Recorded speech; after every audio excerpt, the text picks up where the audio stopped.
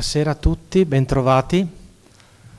Nonostante questo uggioso pomeriggio di gennaio inoltrato, siamo giunti al 9° incontro dei 12 previsti del ciclo di conferenze.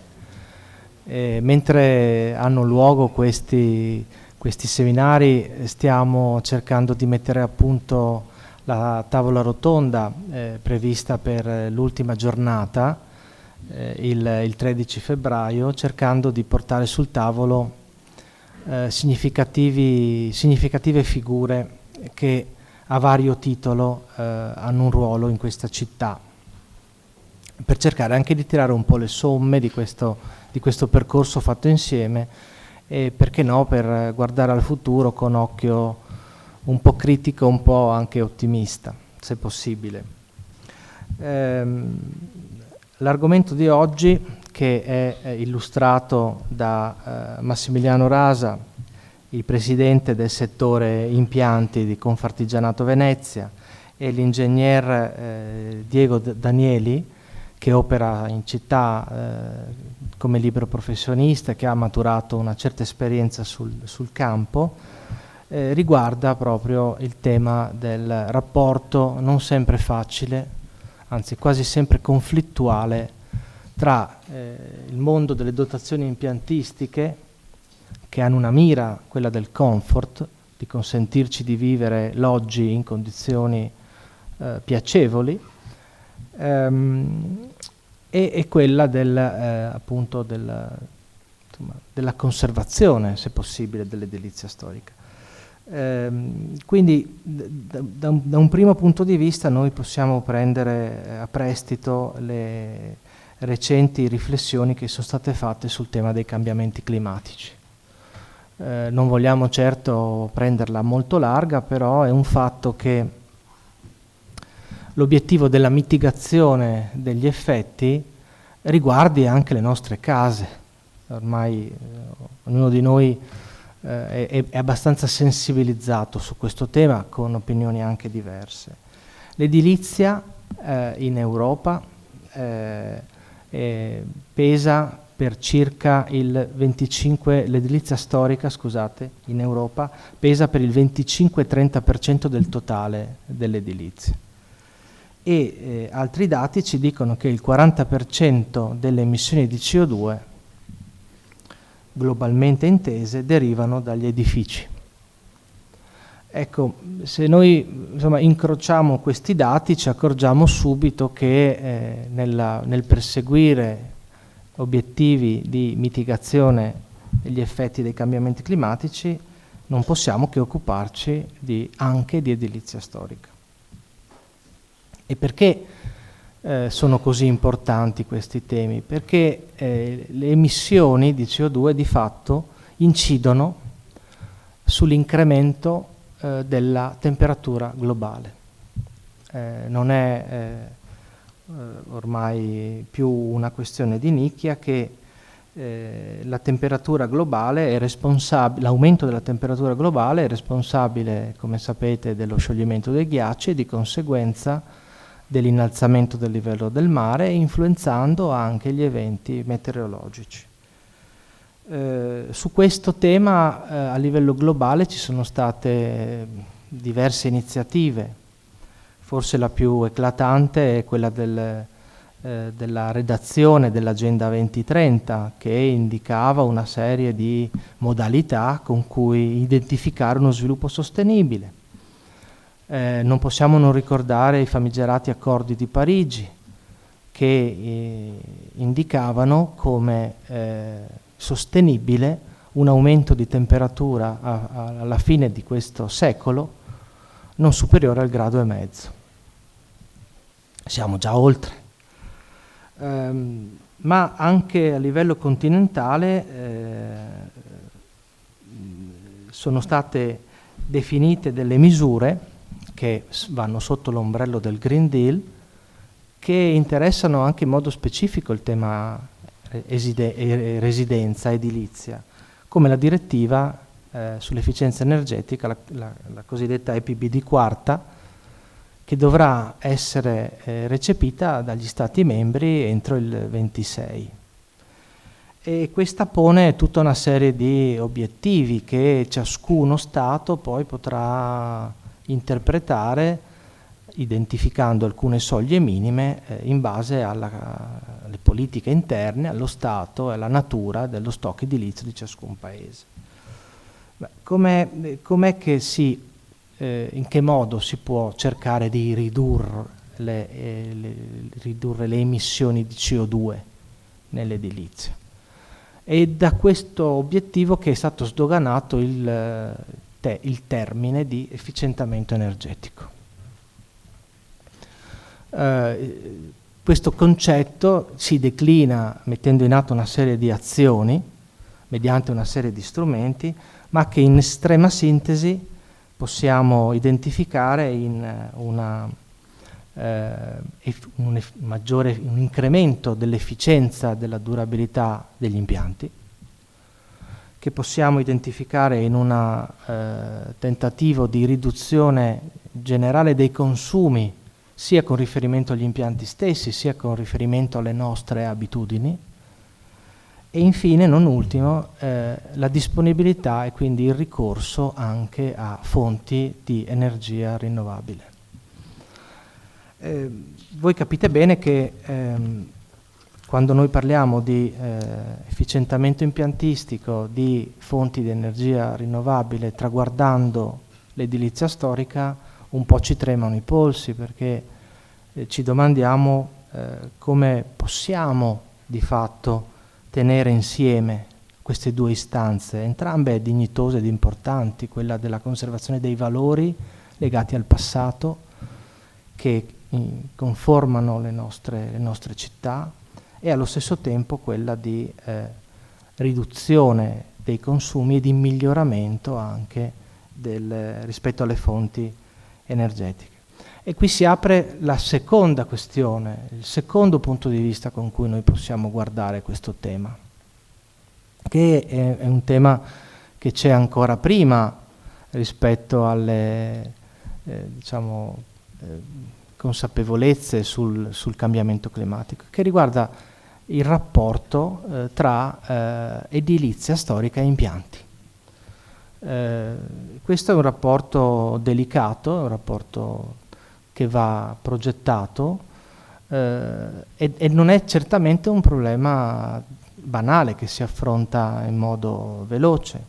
Dico questo perché un nuovo impianto in un edificio storico richiede un luogo dove allocare le macchine, che spesso non sono così piccole, richiede una riflessione sul transito dei vari condotti che collegano l'unità madre rispetto a quelle periferiche, ma talvolta richiedono anche, con riferimento alle fonti di energia rinnovabile, ad un luogo che possa consentire di accogliere senza che i tetti di una città storica diventino una unica grande lastra riflettente. Io credo che si possa dall'edilizia storica anche un po' imparare, no? Alcune soluzioni passive sono state messe in atto e hanno caratterizzato la storia dell'architettura, e credo anche che sia necessario avere un occhio tale da individuare, da cogliere le opportunità che l'edilizia storica ci offre, e quindi mi riferisco all'utilizzo di condotti non più utilizzati, canne fumarie che possono essere di nuovo utilizzate per passare condotti e quant'altro. Da questo punto di vista Venezia è emblematica, perché da un lato condensa una quantità di edilizia storica molto significativa, come probabilmente nessun altro caso al mondo, è emblematica per la compattezza del tessuto, per la capillarità degli episodi interessanti dal punto di vista architettonico, ed è anche importante perché da molti anni si parla di Venezia come emblema di una città che è messa a rischio più di altre forse dal cambiamento climatico, vuoi per la particolare condizione in cui si trova in laguna, che è stata poi risolta, almeno temporaneamente, con la costruzione del Mose. Quindi pensiamo che parlando di questi argomenti oggi qui a Venezia, di fatto riusciamo a toccare dal vivo questa tematica senza avere la presunzione di risolverla, ci mancherebbe, ma condividendo alcune esperienze che derivano proprio dalle riflessioni quotidiane, dalla pratica di tutti i giorni. Do la parola adesso a Massimiliano Rasa. Grazie.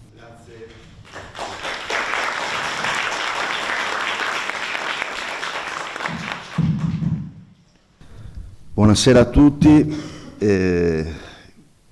con orgoglio vi ringrazio appunto di essere qui questa sera.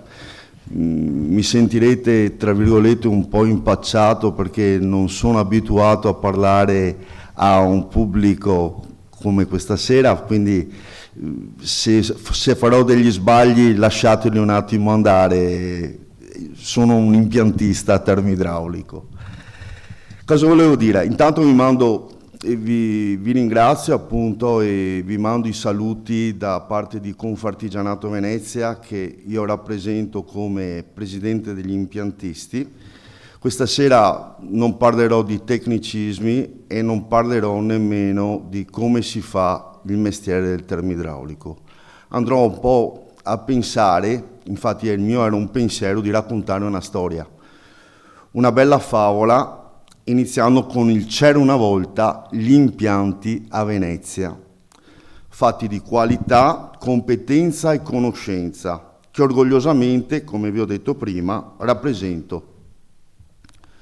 Venezia è una città splendida, come si dice in giro per il mondo, unica, antica, ma tanto delicata, dalla morfologia degli edifici, dai vincoli architettonici, dai divieti di installazione e dall'alta intensità del costruito. È satura.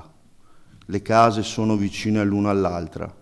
Fai difficoltà a pensare come vado a fare questo impianto, ed ecco che nasce la mia riflessione.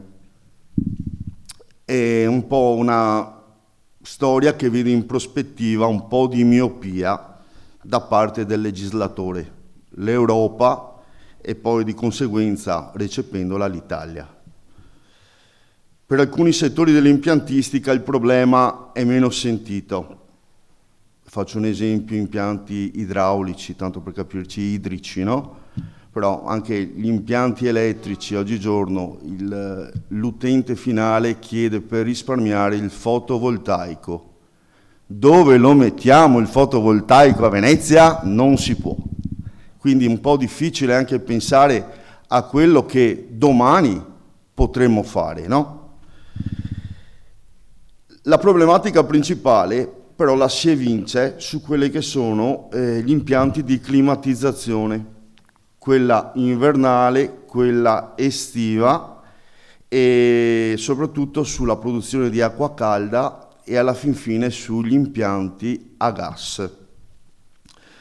Nel 1973 ci fu l'obbligo, per una questione di sicurezza, quanto hanno detto, di usufruire solo del gas metano qui a Venezia. Non si può usufruire di altro combustibile. Gli impianti esistenti, quelli termici, sono per lo più fatti da termosifoni e termoconvettori.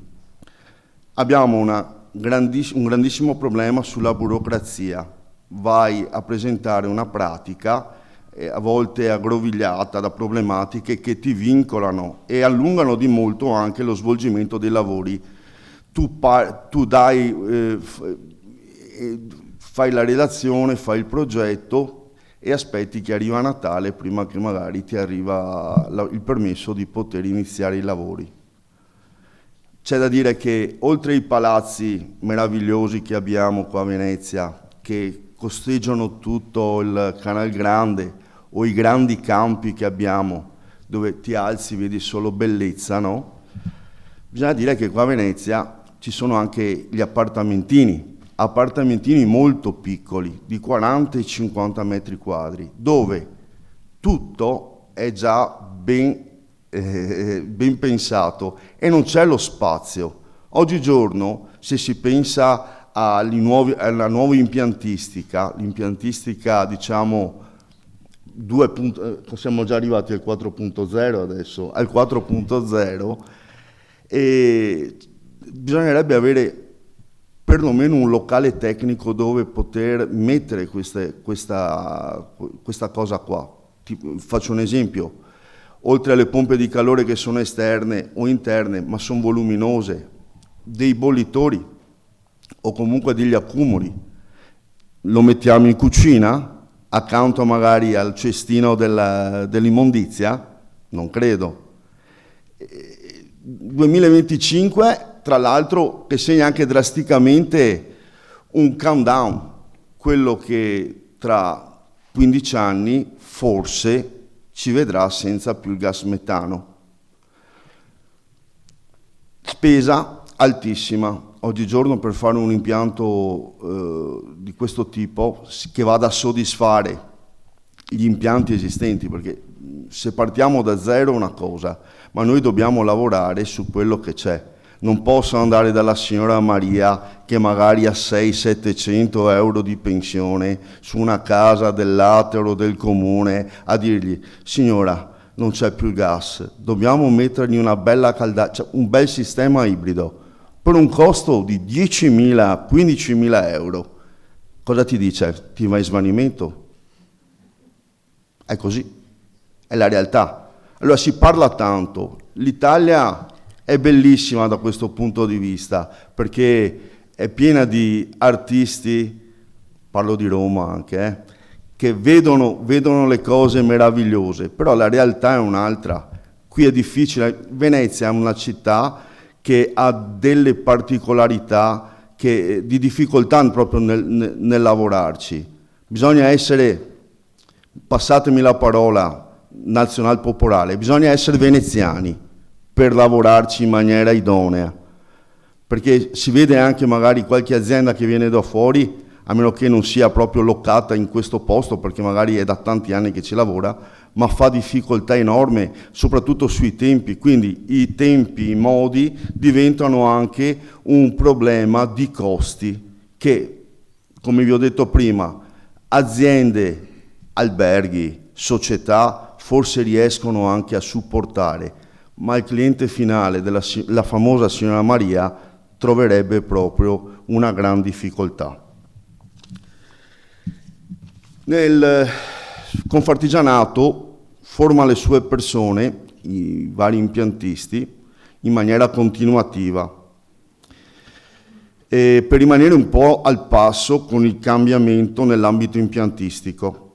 Noi io credo nelle innovazioni, nelle fonti rinnovabili, e ci piace anche l'idea di dare un nostro piccolo contributo alla salvaguardia di questo pianeta e dell'ambiente.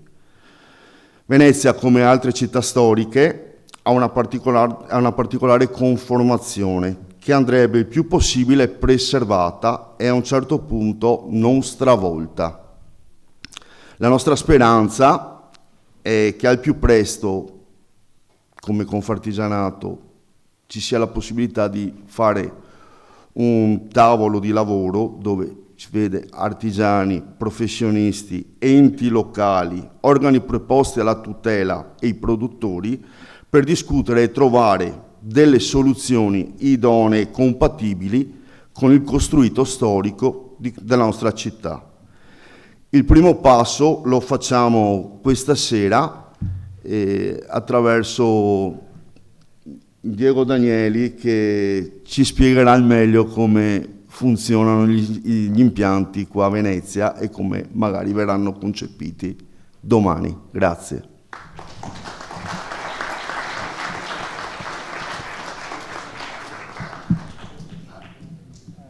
Grazie Massimiliano Rasa per questa testimonianza autentica del lavoro degli artigiani impiantisti. Volevo solo brevemente, prima di cedere la parola all'ingegner Danieli, sì, la città è particolarmente difficile dal punto di vista anche di investimenti, soprattutto di alcuni proprietari di dimore veneziane. Credo che ricordo anzi l'esperienza della legge speciale 798 dell'84 che fu utile proprio perché dallo Stato centrale furono messi a disposizione dei veneziani residenti con vincolo di convenzione a non vendere la casa per 15 anni una serie di risorse e finanziamenti per intervenire su aspetti comuni degli edifici, anche su impianti, piuttosto che in ambito strutturale. I fondi di questa legge si sono esauriti nell'arco di circa 20 anni, gli ultimi bandi sono stati fatti all'inizio del 2000 e ci ha insegnato una cosa, cioè che non basta avere dei finanziamenti, che pure tutte le amministrazioni locali stanno chiedendo in termini di supporto alle attività edilizie, ma bisognerebbe anche cercare di agganciare questi finanziamenti a una forma di premialità, certo. Che significa ti do di più se mi dimostri che fai le cose in un certo modo. Ecco, io credo che attraverso questo sistema, che richiede naturalmente una maggiore presenza dello Stato in città, proprio a supporto di tutti quelli che sono cittadini, non appartenenti a fondazioni, non appartenenti a istituti di varia natura, ecco, proprio per quelli, in modo tale che anche la signora Maria possa dire ho avuto dallo Stato, mi rivolgo a un bravo progettista impiantistico e a un bravo operatore impiantistico e ho il risultato che Ti proponiamo il bonus 110, fantastico. Allora erano fondi diciamo elargiti a fondo perduto, sì. Non c'era l'unico mandato di vincolo era legato all'obbligo di non vendere l'edificio, sì. Il proprio appartamento. Questo era anche legato all'idea di contenere l'esodo, però ecco, è un altro discorso. Penso che poi il tema bonus apra ulteriori riflessioni, però non vorrei togliere tempo all'ingegnere Danieli. Prego. Grazie. Perfetto, buonasera a tutti. Ringrazio anch'io dell'invito, Confartigianato, con cui collaboro da 2008, sì, un po' di anni. Collaboro con gli impiantisti, meccanici e elettrici, tutte e due le categorie. Ho accettato l'invito e parliamo di questo sostanzialmente. Mi hanno proposto sottotitolo Sistemi tecnologici tradizionali, esigenze attuali, quale legame. Allora, per chi non mi conosce, a parte il nome, Diego Danieli, sono ingegnere, faccio parte dell'Ordine di Venezia, faccio formazione all'Ordine e le slide che vedrete oggi fanno parte di due corsi che ho tenuto a fine anno dell'anno scorso, il 2024. Uno riguardante proprio l'inserimento degli impianti in edifici storici e uno riguardante quelle che sono le nuove tecnologie e come comportarci in campo impiantistico. Però ci tengo anche, devo dire oggi senza nessun timore, forse 20 anni, 23 anni fa avevo più timore a dirlo, faccio anche il docente nelle scuole superiori, non universitarie, ho bazzicato anche allo UAV per un paio d'anni, ma insomma come professore a contratto. Questo perché ormai sto vedendo i 60 anni quasi, abbastanza vicini. Il mio primo impianto a Venezia l'ho fatto facevo i conti, 1993, quindi insomma 30 e passa anni fa. Mi occupo solo di impianti e non so fare altro, non so neanche se li faccio bene o male, però questo ho imparato a fare. Sono stato socio di un architetto, di due architetti, quindi, che facevano impianti, quindi non c'è nessun problema. In sala abbiamo detto che ci sono anche studenti di architettura, ben vengano, c'è carenza di impiantisti, siamo bestie rare, dove l'altro mio collega che era qui prima che parlavamo, pochi progettisti di impianti. Però faccio anche il docente alle scuole e tengo molto anche a parlare con i ragazzi, perché è lì che si costruisce, secondo me, quello che poi è il futuro di sti ragazzi, dal risparmio energetico, dall'efficientamento, tutte parole che poi vedremo oggi nel proseguio. Insegno al nautico sostanzialmente, mi occupo sempre di macchine e impianti di bordo, quindi sempre quella è la materia, non è che scappiamo tanto. Anche in campo navale c'è molta attenzione all'aspetto all'aspetto dell'inquinamento, anche qui in Laguna. Faccio parte di un paio di commissioni, la commissione di impianti ovviamente, la commissione navale che si sta occupando poi di alcuni aspetti legati proprio alla parte nostra della Laguna. E di cosa parliamo oggi? Edifici storici sicuramente, solo la foto di prima che poi richiameremo potremmo tenere tutto il corso, tutta la giornata, non parliamo di corso, tutto il pomeriggio che stiamo assieme. Ma sostanzialmente io ho inquadrato due aspetti degli impianti con cui vi dovete confrontare, ci dobbiamo confrontare, che è la bassa temperatura in riscaldamento e l'alta temperatura in raffreddamento. Questo è l'obiettivo che si stanno ponendo un po' e i costruttori delle macchine, i progettisti e chi fa impianti, e su questo bisogna che in qualche modo dobbiamo venirci incontro, se vogliamo in qualche modo rispettare quelli che sono i dettami europei e che il legislatore italiano ha recepito. Mi sono posto due problemi nella relazione di oggi: se tormentarvi l'anima con normative, leggi, ma anche no. Faccio solo due incisi. Prima parlava del PBD4, il mio amico Francesco, però giusto perché sappiate dobbiamo ancora recepire dal punto di vista normativo le PBD3 noi in Italia. Noi stiamo legiferando, noi stiamo progettando, noi stiamo facendo, sicuramente gli architetti le fanno anche loro, quelle che chiamate legge 10, con le PBD2. Dobbiamo ancora recepire la 3 e quindi figuriamoci quando recepiremo la 4.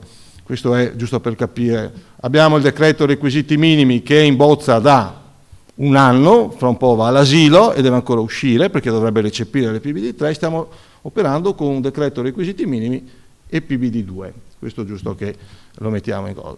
Poi su quanto riguarda, e non parlo più di normative, alleggia sempre, e questo gli architetti devono conoscerlo, dovrebbero averlo nel tavolo insieme a tutto il resto, il DM37, che è fondamento per noi e anche per voi. Sulle norme non metto bocca, non voglio neanche citarle, forse qualcosa mi scapperà.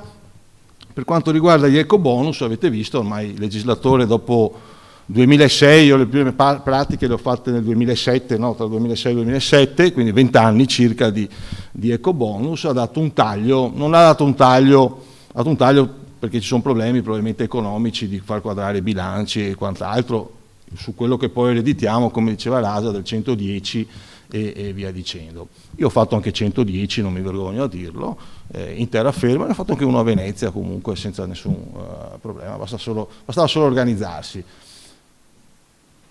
Ventilazione, faremo un cenno breve, è un problema che ereditiamo post-Covid, ma di cui ne parliamo da anni. Di quello che vi dirò oggi non c'è niente di nuovo, dagli anni 60-70 che parlava prima Rasa, continuiamo a parlare sempre della stessa cosa. È venuto alla ribalta e quindi è giusto che oggi ne parliamo. Di solito faccio vedere questa slide anche al corso degli ingegneri perché mi porta, sono scaramantico, ormai la faccio vedere, però le sigle che vedete sono di due guru della termotecnica italiana passati a miglior vita, come dico sempre, che però le frasi che leggete, che vi leggerete con calma, sono state scritte negli anni 70, oggi sembrano non di attualità ma sembrano proprio scritte dal Sole 24 Ore l'altro ieri, no? Quelle in rosso è fondamentale per noi impiantisti, per noi energetici, per noi che ci occupiamo di energia, di risparmio energetico. E su questo non voglio tormentarvi, però risparmiandovi le norme, sui tempi mi hanno dato qualche minuto in più, formule no, ma qualche diagramma cercherò di farvelo vedere, almeno per capire assieme quello che ormai oggi ne parlano tutti, anche guardando i pacchi alla sera su Rai 1, pubblicità pompa di calore, no? Ormai tutti pompa di calore. Vorrei farvi capire i limiti che hanno queste benedette macchine. Il primo articolo l'ho scritto nel 1998 sulle pompe di calore, l'ho installate fino in montagna, a Falcade, Belluno, a Pordenone, quindi non c'è nessun problema con me sfondate una porta aperta, ma bisogna conoscerle, altrimenti rischiate di farvi male, come dico io, perché sono macchine abbastanza delicate. I costruttori si stanno portando molto avanti, in città vi farò vedere applicazioni molto spinte con le pompe di calore che però bisogna saper gestire. E quindi la matrice culturale, almeno mia, termotecnico, di ogni trasformazione di energia, la leggo, che viene operata mediante un fluido termovettore, c'è poco a fare, il ciclo di Carnot, a voi non vi dirà niente, probabilmente o vi ricordate di fisica tecnica, i miei amici architetti, incubi probabilmente, però è là che dobbiamo ragionare. Ho scattato prima sentivo parlare di risparmio e quant'altro, adesso vi faccio vedere cosa consuma il Veneto di energia elettrica e che le pompe di calore consumano, e come lo consuma il Veneto, e come consuma l'Italia. Se riesco vi faccio vedere 2 slide, 2 foto che ho scattato sul sito della Terna, una alle 3 di oggi pomeriggio e una di tutto ieri. Giusto perché ci capiamo, noi a quest'ora, 17:45, stiamo bruciando, in centrale stanno bruciando, quello che non bruciamo compriamo dall'esterno. Basta andare sul sito Terna, sito pubblico, e si vede, poi se riusciamo vi faccio vedere 2 slide. Sulle norme non vi dico niente, però mi piace far vedere questa slide, questo è il mio amico Diego Sartorello, grande ingegnere, mancato un po' di anni fa, non voglio fare necrologia di tutti i miei amici, però voglio dire, lui era un grande, e ai corsi una volta ci ha detto questa frase, credo proprio su quest'aula qui, su un corso, ricordiamoci che la norma è la legge che insegue la tecnologia e il prodotto. Le caldaie a condensazione sono state normate dalla UNI 7129 nel 2015, ma ne avete già montate, no Massimiliano, e anch'io e probabilmente voi, no? Quindi la norma è sempre che insegue la tecnologia va avanti, non ha problemi, corre, quindi dobbiamo saperci anche regolare dove metterci, se da Willy Coyote, e quindi seguire la normativa, cosa che io soffro le norme, soffro le leggi, però devo seguirle, e il prodotto che bisogna conoscerlo. Sul prodotto mi scapperà qualche nome di costruttore, perché sono fatto così, lo dico anche ai corsi con i miei amici ingegneri, e perché il mio mestiere è fatto di nomi e cognomi, lavoro con macchine, lavoro con pompe, lavoro con macchinari che portano un nome e un cognome. Non c'è nessun vincolo da parte mia con i nomi che potrebbero scapparmi, però insomma ci sono delle applicazioni che in città solo certi tipi di tecnologie e di macchinari secondo me possono trovare spazio.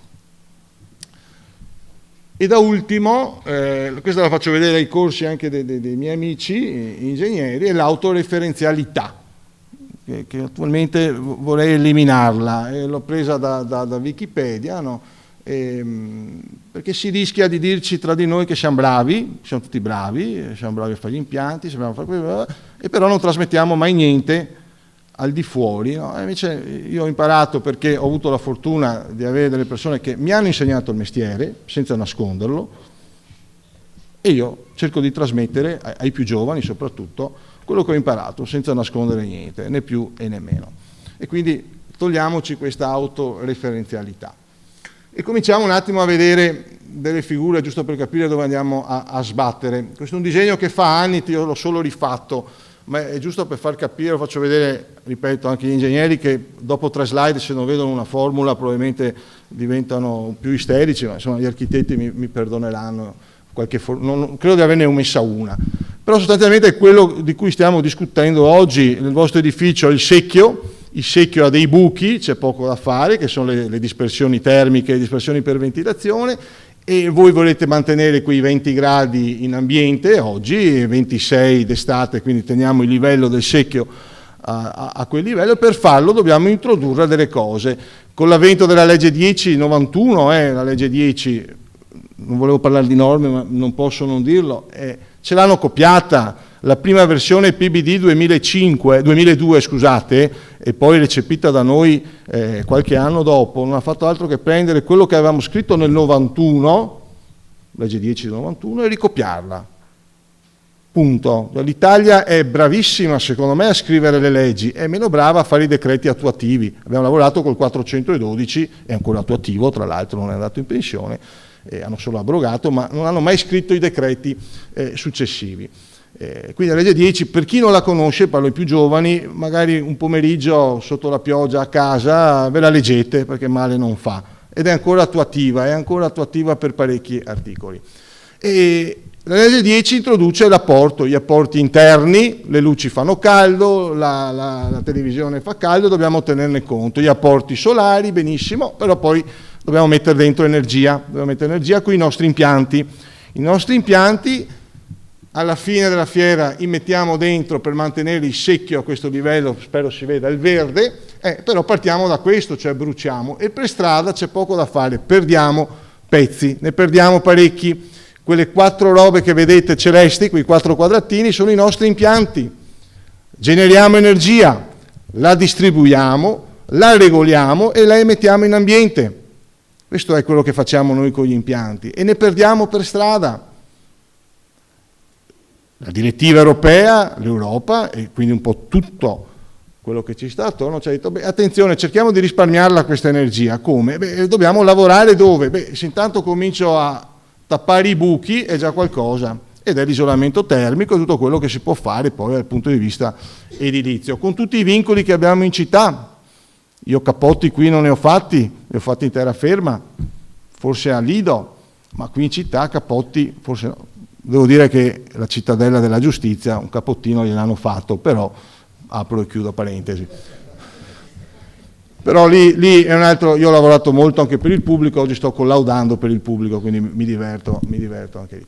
Comunque, tappo i buchi, però resta sempre l'impianto da gestire. Oggi parleremo di questo, i buchi spetta a voi, poi soprattutto architetti, come tapparli. Però attenzione che c'è un legame tra edificio e impianto. Se l'edificio è un colabrodo, non montatevi una pompa di calore, perché la mettete in difficoltà quella macchina.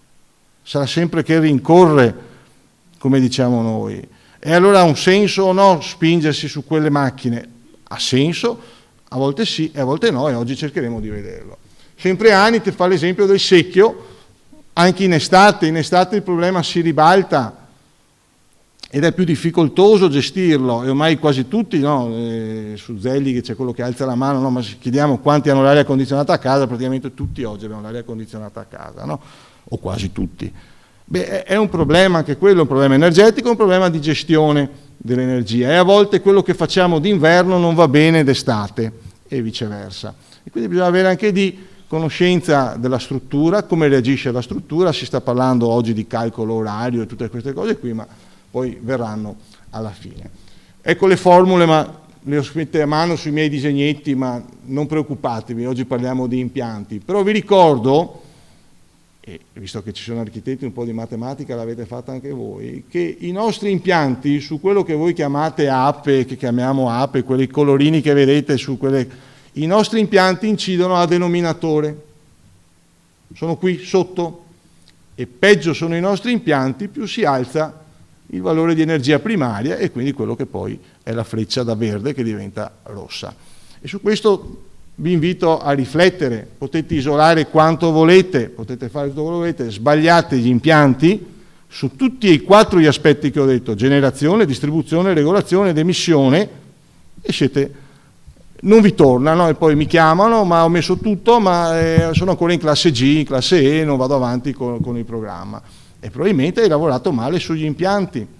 E allora cerchiamo oggi di ragionare come migliorare questi impianti. Vado avanti sulla formula. Impianto termico, ci tengo a dirlo, l'avevo tolta, poi oggi pomeriggio l'ho rimessa, visto che mi hanno dato qualche minuto in più, è cambiata la definizione di impianto termico. Impianto termico durante il Covid col decreto 48, recepito poi successivamente da altri decreti che non sto qui a annoiarvi, non parla più di numeri, di potenze, 2 kW, 12 kW e 5 kg di freon, come si sente ancora dire. No, questa è la definizione di impianto termico che ci ha dato il legislatore. Vi invito a leggerla con calma e meditarci su questa definizione, perché qui c'è dentro tutto e il contrario di tutto. Anche un radiatore elettrico è un impianto termico, nel momento che lo fisso a muro, perché questo non mi vieta di dirlo. E su questo ragionateci, e richiama ancora quello che ho detto: generazione, distribuzione, utilizzazione, regolazione e distribuzione. Dove stiamo andando oggi? Ci hanno rotto le scatole con gli ZEB, zero emissioni, gli edifici a efficienza zero, quasi zero. Oggi hanno cambiato, basta, non si parla più di Efficientamento si parla di emissioni, oggi dobbiamo emettere in atmosfera meno anidride carbonica possibile. Questo è quello che ci dicono, che ci dice l'Europa e che recepisce e che noi recepiamo, siamo Paesi membri, quindi dobbiamo recepire. Quindi ho aggiunto una M, non è più efficienza, ma è emissione, che poi l'efficienza e gli impianti entrino dentro, questo è palese. Però su questo ci andiamo a confrontare. I nostri edifici, secondo l'Europa, che probabilmente non sa nemmeno dove siamo qui dentro, e il tessuto urbano dell'Europa, ma soprattutto dell'Italia è così, perché se andiamo a Roma, se andiamo a Firenze, Gubbio, qualsiasi città che mettete, abbiamo tutti gli stessi problemi. Venezia diciamo che non si fa mancare niente, ma su questo stanno ragionando e ci stanno rompendo le scatole, a noi impiantisti e anche a voi arriveranno, e poi vedremo che deroghe ci daranno, perché non ne usciremo vivi. Qui a Venezia applicare questa slide è praticamente impossibile, applicarla tutta. Non ve la descrivo, non sto qui ad annoiarvi, ma però potete vederla sull'edificio. Loro parlano di FER, no? Ormai le fonti energetiche rinnovabili, come se arrivassero da tutte le parti, un bilancio di vettori energetici importati e esportati verso l'esterno, qui è Enel per capirci, che deve essere tendente a zero, ma se non ho il fotovoltaico che parlava prima il mio amico Massimiliano, avete poco da bilanciare, non tendete mai a zero, e quindi ci resta ancora il vecchio secchio col rubinetto da poter lavorare. Nonostante tutto, il 2050 è abbastanza lontano, il 2030 è dietro all'angolo, e la roadmap, come l'hanno detta, è questa, di arrivare al 2050 per tenere quel grado e mezzo a edifici che abbiano emissione zero. Vi ricordo che ogni volta che accendete la caldaia a casa, l'anidride carbonica in atmosfera ne va un bel po', ok? Anche quando accendete l'auto però, non è che cambi molto. Queste sono le fonti energetiche che abbiamo attualmente a disposizione. Spero si leggano abbastanza, volevo allargarle, ma comunque le prime tre sono il gas, il petrolio, il carbone. Poi si parla delle biomasse, l'idroelettrico, il nucleare, il solare termico, il solare fotovoltaico, l'eolico e la geotermia, sono quelle con cui tutti ci dovremo confrontare. Beh, se rispettiamo quello che ci ha detto l'Europa, le prime tre vanno via e ci resta tutto il resto, se vogliamo andare ad emissioni zero. Beh, tutto il resto è abbastanza difficile pensarle, ma solo dove siamo, qui vicino, siamo a 2 metri da Piazza San Marco.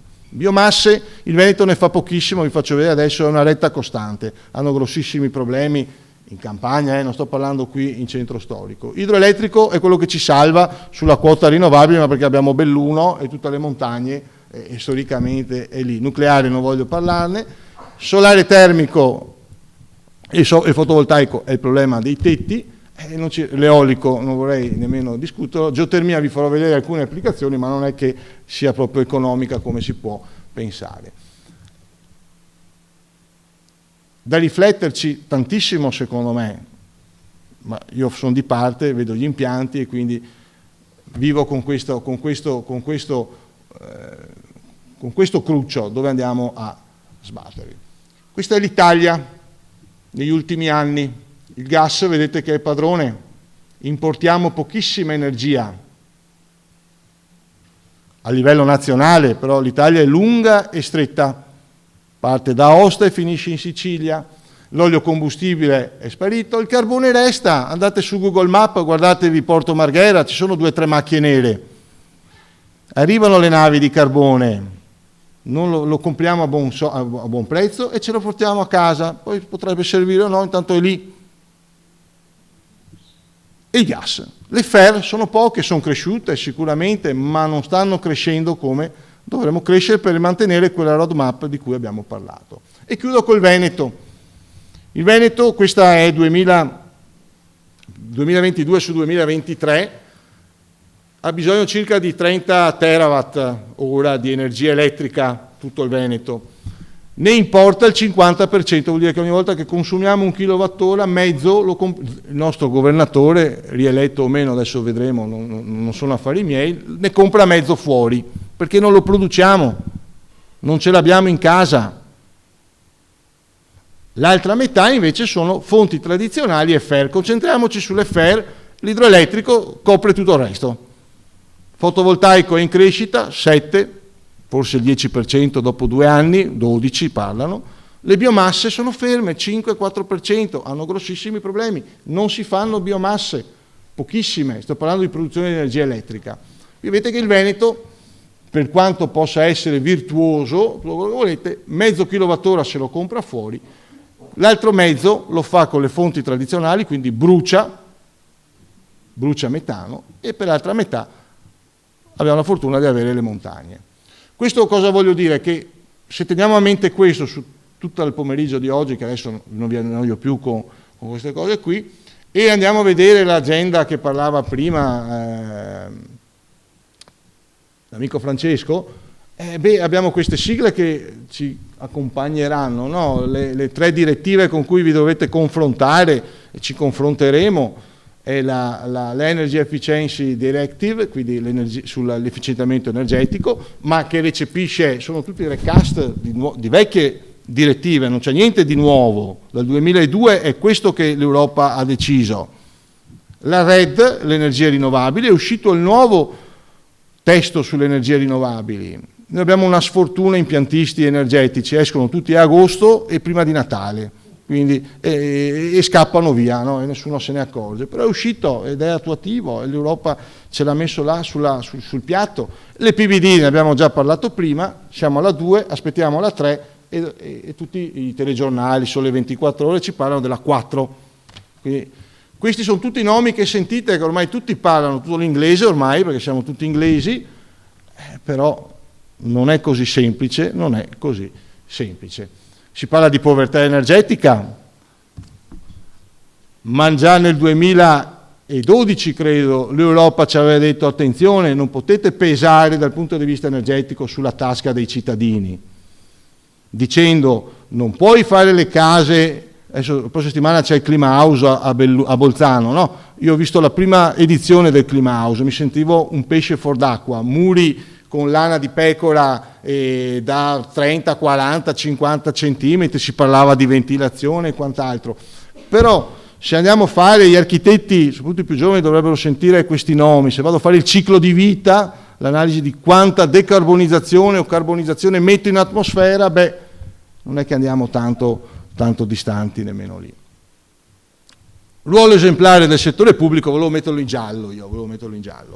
Il pubblico per l'Europa deve essere il faro guida per noi, ha percentuali molto più restrittive rispetto alle nostre, eppure sappiamo che il pubblico fa fatica a rispettarle queste direttive, perché comunque è un aspetto economico. Incremento delle competenze, l'ho lasciato qui, ma anche questo sarebbe da mettere in giallo, è un aspetto importante, soprattutto per i più giovani. Ce ne sono parecchi di anziani, forse più di me sicuramente, ma quasi coetanei, tanti li conosco. Noi siamo dell'era della combustione, noi siamo cresciuti bruciando e siamo cresciuti inquinando. I giovani oggi devono cambiare paradigma, devono cambiare mentalità. E quindi per far questo hanno bisogno di competenze, secondo me, quindi di lavorare, studiare e applicarsi. Quando è nata la PBD, 2002, si poggiava su 2 colonne, quella nostra, che vi tormentiamo con le leggi 10, con i calcoli, ma l'altra non era tanto meno importante, e qui mi riferisco a voi che fate edilizia, edifici, che è l'ispezione degli impianti, la manutenzione degli impianti. Possiamo fare tutto quello che volete, mi date un foglio Excel, vi faccio saltare fuori la classe A++, vi metto 70+. Ma se poi non faccio manutenzione, in giro di qualche anno quella più diventa B, C e regredisce. Perché consumiamo energia e per consumarla bene dobbiamo continuare a fare manutenzione. E quindi sull'ispezione degli impianti, anche lì il DPR 74, per chi lo conosce di voi lo dovete conoscere molto bene, è in revisione anche quello. Anzi, secondo me è anche già abrogato per quel che mi riguarda, per come ho interpretato i decreti attuativi. E vediamo poi gli impianti.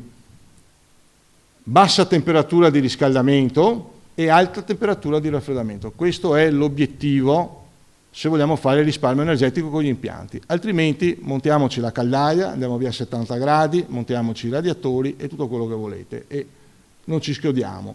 Si può fare anche a Venezia, basta avere la volontà, la capacità e la voglia di fare. bisogna guardare alcuni aspetti che vedremo, alcuni li hanno citati, bisogna conoscere quello che è la generazione del calore. Io qui ho messo solo caldaie e pompe di calore perché ormai si parla di questo, ma sugli impianti non ci dimentichiamo, io non sono impianti radianti, no, io sono anche per i radiatori, non sono andati in pensione, però bisogna cambiare il modo di pensarli, bisogna cominciare a cambiare il modo di progettarli e insieme a voi riusciamo a progettarli bene, altrimenti no. Così come i ventilconvettori, cioè tutti quegli impianti che muovono aria, che magari in casa, io li ho a casa, ma sono una mosca dispersa, no? Però negli edifici terziari ne dovete fare uso e vanno gestiti e vi aiutano a fare risparmio energetico. E poi c'è la ventilazione, l'indoor air quality, oggi parliamo di qualità dell'aria, sempre più importante, VMC ormai è un nome che vi lascia la ventilazione meccanica controllata. Vi ricordo, per chi si occupa di queste cose, che la 10339, qualche norma magari ogni tanto, è stata abrogata dall'UNI, non è più attuativa, fine. Stiamo lavorando e progettando con norme europee, scritte ancora in inglese. La 10339 doveva essere pubblicata post-Covid, tenendo conto di tutto quello che è successo sulla ventilazione e sul Covid, errori fatti in sale di degenza tra depressione e sovrappressione hanno portato a quel che hanno portato negli ospedali, ma non avevano tante altre alternative secondo me. E lì pubblichiamo, non l'hanno mai pubblicata, l'UNI ha preso posizione, l'ha ritirata. Quando una norma viene ritirata non potete più scriverla nei capitolati, nei progetti e quant'altro, non esiste più. E parlava di ventilazione, di ricambi d'aria e tutto quello che ci stanno dicendo. E quindi la lotta è caldaia a condensazione, pompe di calore oppure ibrido. Beh, secondo me restiamo fermi a metà, non c'è chi vince, non c'è chi perde. Io monto ancora caldaie, monto tante pompe di calore, e ho montato anche tanti ibridi senza nulla ferire. E cercheremo di capire la differenza. Prima ho sentito alcuni nomi e me li sono segnati. Quando sento parlare di acqua calda sanitaria, la più sottovalutata di tutti, da tutti i progettisti, è quella più sottovalutata di tutti. La caldaia, come ce l'avete a casa, è la Ferrari, che ieri ha guidato Hamilton in pista a Fiorano. La pompa di calore è il Ciao. Vedete il Ciao, il motorino? Ecco, quella è la pompa di calore per fare l'acqua calda sanitaria.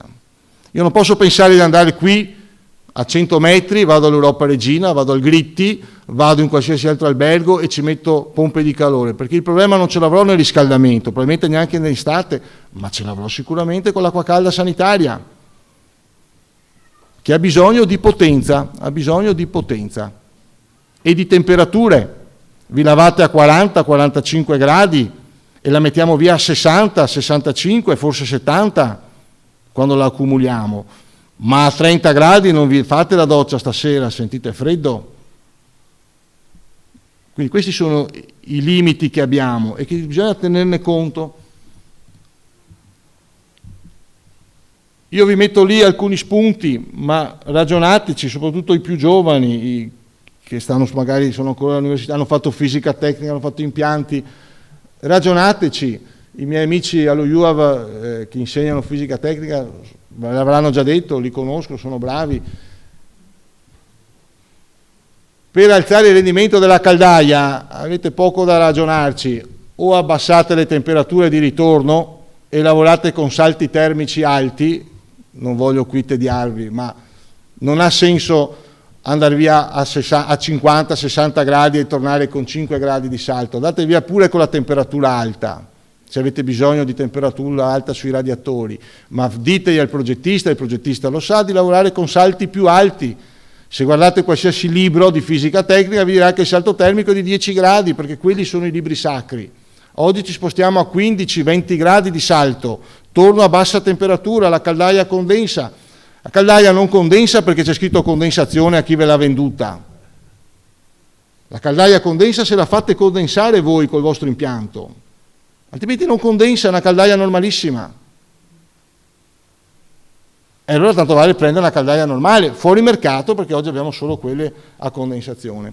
Con tutti i problemi che hanno, discarichi dei fumi sono più freddi, fanno fatica a salire, i ventilatori perdono carico. È vero che a Venezia, vi faremo vedere, tanti camini e possiamo intubarli, ma non è così semplice per una caldaia a condensazione. E poi le pompe di calore invece, che hanno il contrario. Il loro limite è proprio la temperatura dimandata, che non riescono ad andare tanto su di temperatura. Quindi abbiamo due macchine e l'ibrido le mette assieme con due esigenze totalmente diverse. E su questo dovete tenerne conto. Vi ho messo qualche schema, non voglio tediarvi con schemi, però se vogliamo stare nelle PBD, nella EID, nella FER, non possiamo pensare solo al quadratino con la caldaia. Dobbiamo accettare, con gli spazi se ci sono, altrimenti lasciate perdere, gli accumuli, i volumi, non possiamo più ragionare senza questi, altrimenti siete in difficoltà. Soprattutto nel terziario, lasciamo perdere la residenza, ma nel terziario oggi lavorare senza accumuli, senza storage come li chiamiamo noi, che non sono solo quelli fotovoltaici ma anche quelli meccanici, diventa un problema. E io riesco a fare condensazione tranquillamente, riesco a fare anche acqua calda sanitaria. Questo è lo schema del mio amico ingegner Bo di Torino, un grande termotecnico, pubblicato ormai anni fa, lo faccio vedere sempre ai miei amici artigiani, ce l'hanno ormai a memoria, ma c'è la possibilità di fare efficienza energetica. Solo con una caldaia, non c'è pompa di calore da nessuna parte qui dentro. Poi le slide ve le daranno, ve lo guardate. E veniamo alla bestia che ormai è più famosa di quello che fa i pacchi alla sera, perché ormai pubblicità dappertutto, che è la pompa di calore. Allora, io non so quanti di voi sappiano cos'è una pompa di calore, spero tutti. Io cresco col professor Cavallini e ho avuto la fortuna di lavorarci anche.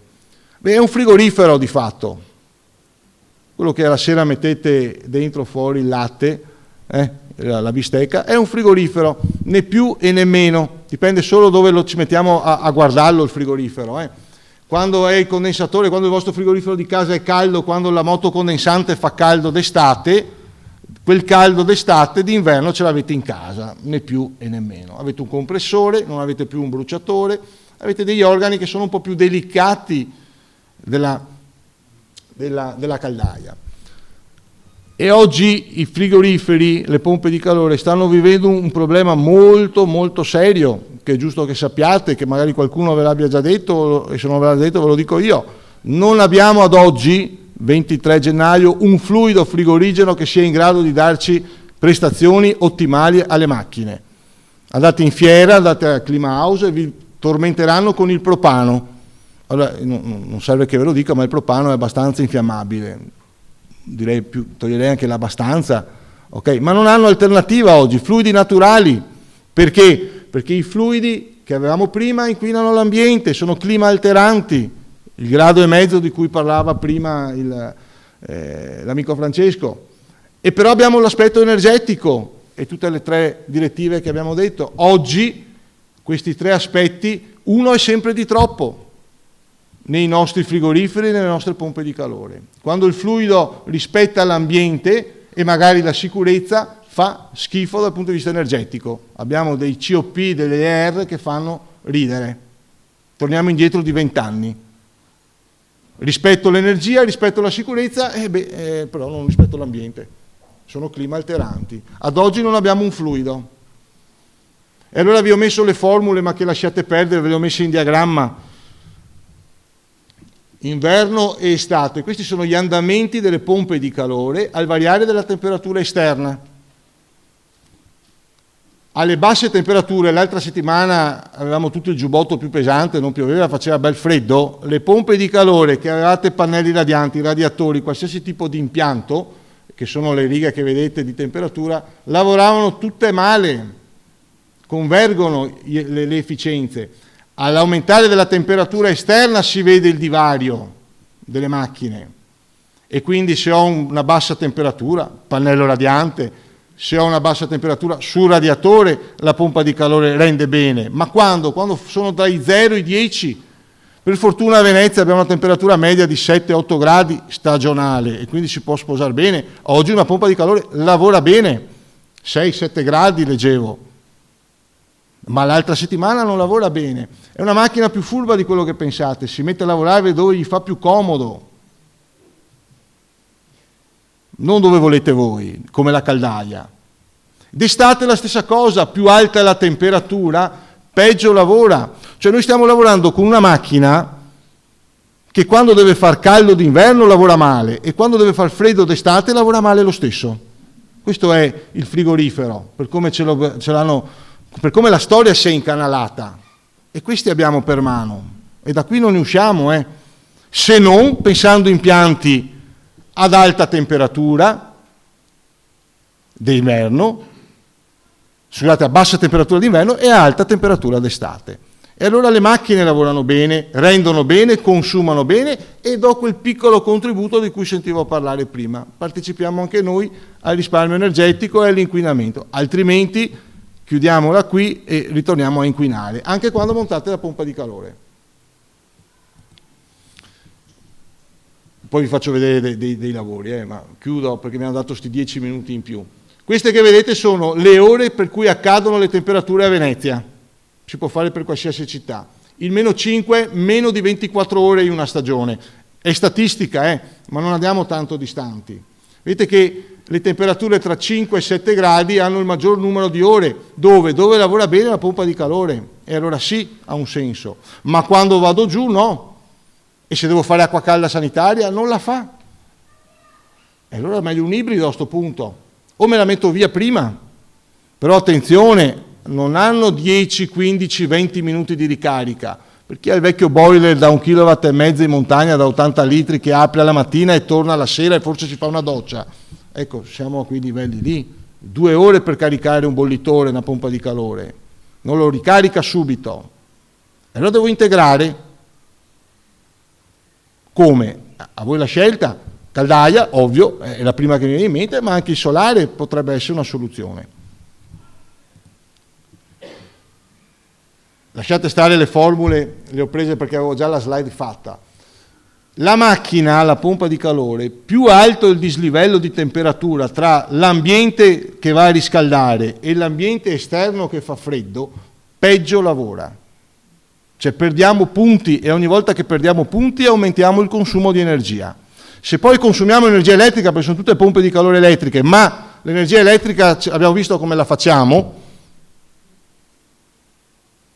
la fa Fusina per noi, che brucia metano e anche un po' di carbone, e allora risparmiamo, non inquiniamo noi, ma inquina qualcun altro perché consumiamo energia elettrica.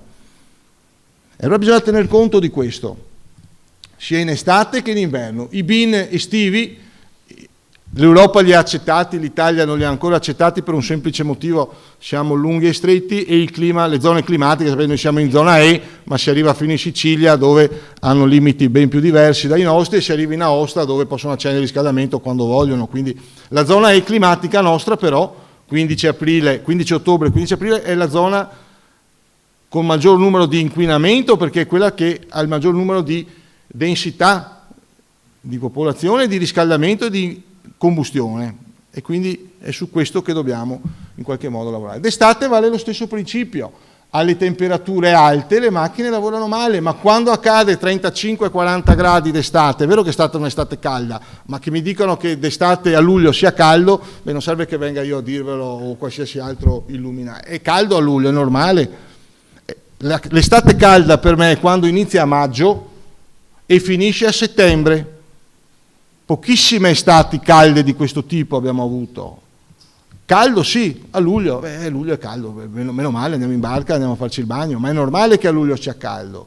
Quindi quando è che vanno in sofferenza le macchine? Quando lavorano 2, 3, 4 mesi di fila con temperature alte, lì si vanno in crisi e consumano. E anche qui avete i salti di temperatura, sul freddo dovete imparare a lavorare con salti di temperatura più alti. Noi 5 gradi, perché poi ci sono va di moda oggi sulle riviste la sindrome da delta T basso. Noi lavoriamo ormai con queste pompe elettroniche, le montano, tocchignano una PlayStation e lavoriamo lo stesso, però lavoriamo con squilibri termici e idraulici che fanno lavorare male le macchine. Poi voi avete il freddo in casa e va benissimo, ma la macchina che lo sta facendo male e consuma tanto. Ricordatevi anche che i diagrammi che vi ho fatto vedere sono teorici, sono quelli di Carnot, il mio punto di vista, però la macchina reale si discosta parallelamente a quello che va con la teoria. Quindi una volta che avete in mano la teoria, la macchina reale va peggio della teoria. Quindi quello che vi ho fatto vedere è la teoria, quello che mettiamo veramente è molto peggio della teoria. Quanto ci discostiamo? Beh, un 40-50%. Se ho un COP di 7,4 di Carnot, faccio bingo se ho 3,55. Il COP-R di cui sentite parlare oggi è 1 kWh elettrico me ne dà 3,55 di termici. Punto. Questo è il COP di cui leggete oggi su tutte le riviste e via dicendo. E quindi è importante usare impianti a bassa temperatura? Sicuramente sì, ma ripeto, non solo radianti, non solo aria, anche i radiatori possono lavorare a bassa temperatura. Vi lascio stare, tutte queste slide le ho messe, ma non sto qui a insistere, vi ho messo anche un po' di dati, ma dove stiamo migliorando oggi sono pochi dati, abbiamo poco da lavorare, ormai la tecnologia è abbastanza consolidata di queste macchine. Vi ho messo, poi ve le guardate voi, alcuni dati e leggende da sfatare sia sui radiatori, sia sui ventricovettori, sia sui impianti radianti. Sarebbe da perderci un'altra giornata, ma non sto qui a rompervi le scatole. Ma se dimensionate a bassa temperatura, la superficie del radiatore diventa più grande. E allora gli architetti che vogliono i radiatori devono capirlo, perché sangue dai muri non ne caviamo, la termodinamica è quella. Volete la bassa temperatura, volete il risparmio, il radiatore è più grande e scalda, non deve scottare il radiatore per scaldare. Mia mamma che ha 80 anni se mette la mano e dice che è tiepido a freddo, no? Perché vabbè, ma voi no. Il radiatore scalda, se fuori sono 10 gradi, non deve essere 80 gradi il radiatore, può essere tranquillamente a 30, 40, 50 gradi. Ovviamente deve dare la superficie però. E su questo ragionate, anche sul tipo di radiatore, leggetevelo con calma, tra alluminio e acciaio, tra quelli che sono allettati e quelli che non sono allettati, che poi me li coprite con i carabottini, non è la stessa cosa. Perché lavorano diversi sia che siano in alluminio sia che siano in acciaio. Lasciamo stare la ghisa che ormai la troviamo solo in vecchi edifici. E ve lo guardate. Ventricovettori, stessa cosa, è vero, muovono aria, fanno rumore e hanno il problema del filtro. Però in certe applicazioni non potete fare un albergo o un alberghetto, un B&B o un negozio senza l'aria, perché non andate fuori, basta che prendiamo via 22 marzo dal ponte al ponte, e ho avuto non dico fortuna, ma sfortuna forse di farne parecchi, e sono problemi farli, e devi muovere l'aria, non hai alternativa. Allora guardatevi, perché se l'aria la gestite e accettate come la gestiamo, allora si lavora, altrimenti no. E i sistemi radianti, e chiudo, ne ho montati tanti, anche in edifici storici abbiamo tolto la pavimentazione, è venuta la sovrintendenza, se l'è misurata tutta, l'abbiamo rimessa e abbiamo fatto l'impianto radiante sotto, senza nessun problema, a temperature diverse. Venezia l'abbiamo tappezzata di impianti radianti, vanno gestiti bene. Non troverete mai una mia firma su un impianto radiante che faccia anche freddo a Venezia, perché vi mettete un mare di guai. È umido oggi, ma è umido anche d'estate, e bagnano come Dio comanda, e si scivola come fa la collega qui davanti. Un terziario va bene, perché controllo l'aria, controllo l'umidità. Vanno bene i soffitti radianti, ero molto critico nei soffitti, invece no, vanno benissimo. Oggi la tecnologia con il cartongesso e la regolazione va benissimo, e ora li ho rivisti, mai montati fino a un decennio fa, e oggi li rivedo, perché hanno un concetto diverso. Quindi attenti quando fate freddo con i radianti. Sulla ventilazione, ad una emissione d'aria in un ambiente deve sempre corrispondere un'estrazione d'aria dallo stesso ambiente.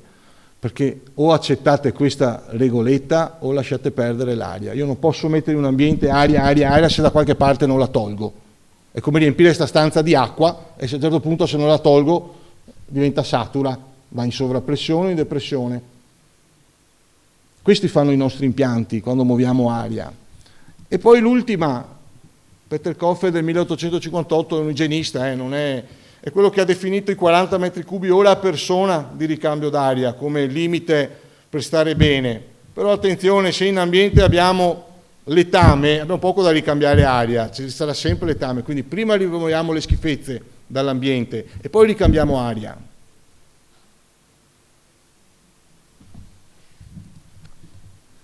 Andiamo a vedere gli impianti. Esiste un impianto perfetto? No, secondo me no.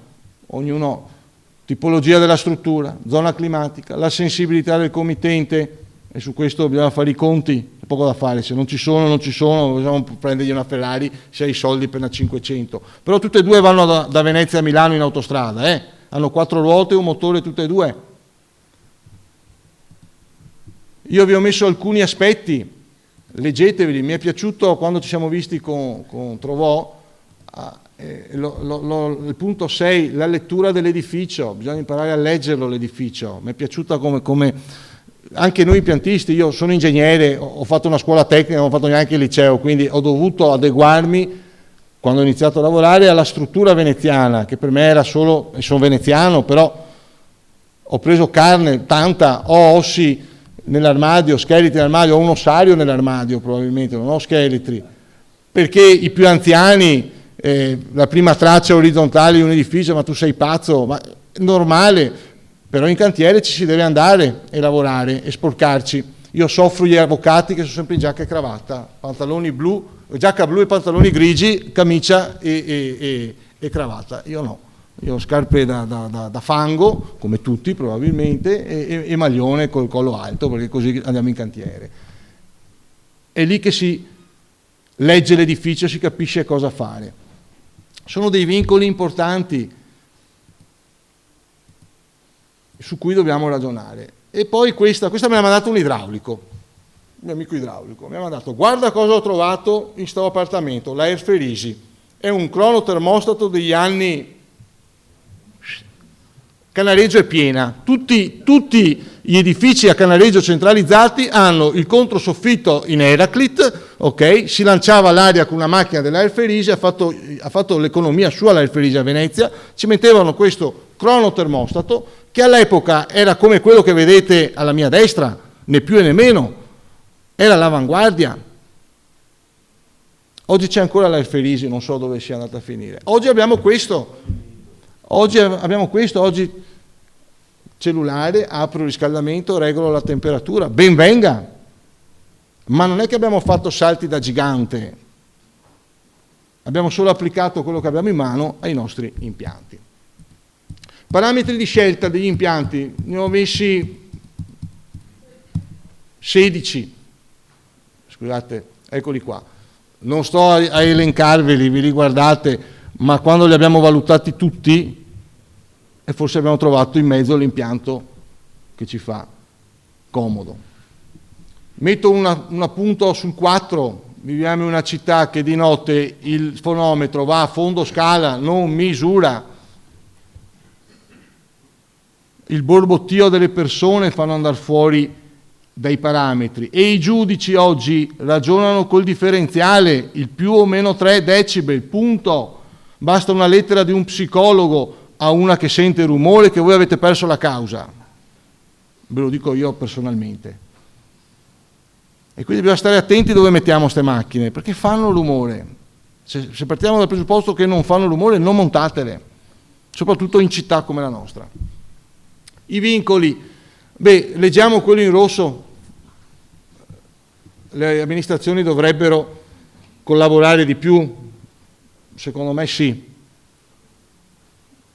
ma non vorrei tirarmi l'odio di qualcuno che magari lavora nelle amministrazioni, però il regolamento del comune come ordine di ingegneri, io ho scritto 15 pagine, ma probabilmente erano bianche dietro, le hanno girate e ci hanno fatto gli appunti per loro, non le hanno nemmeno guardate. È pieno di errori quel regolamento, dal punto di vista mio. vostro non lo so, dal punto di vista mio è pieno di errori, cita norme che non c'entrano niente, cita l'obbligo di andare a tetto con la canna fumaria della cucina.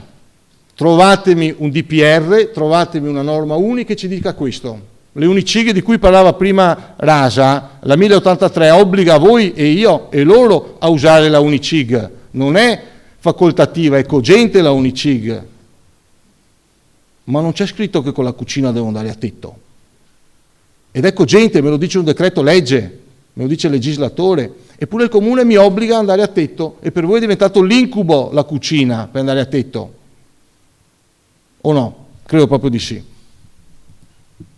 Venezia, abbiamo già visto tutto quello che Venezia può fare. Vediamo i generatori termici, le caldaie. Abbiamo un vantaggio, abbiamo tanti camini. Ho rimesso la slide di prima. Qua ne contate, quando avete finito di contarli probabilmente è notte fonda. È pieno di camini e questo è un vantaggio per noi. Meno l'intubamento del camino però, perché oggi non possiamo più usare il camino senza intubarlo, non abbiamo più caldaie a tiraggio naturale, abbiamo caldaie a tiraggio forzato, spingiamo i fumi, spingiamo il monossido, sono morte persone prima di Natale, per questo, e quindi dobbiamo spingere, dobbiamo intubarle, quindi o accettate questo, oppure non c'è alternativa. Abbiamo un vantaggio, si possono intubare, si va a tetto, si fa lavoro. L'Europa Regina ha una ciminiera grandissima, ne ho intubate 2 da quasi 300 di diametro e sono ancora lì. Probabilmente è costato più l'impalcatura e il lavoro del muratore che la canna fumaria in sé, però è quello che dobbiamo fare. Vanno intubate, camini ce ne sono.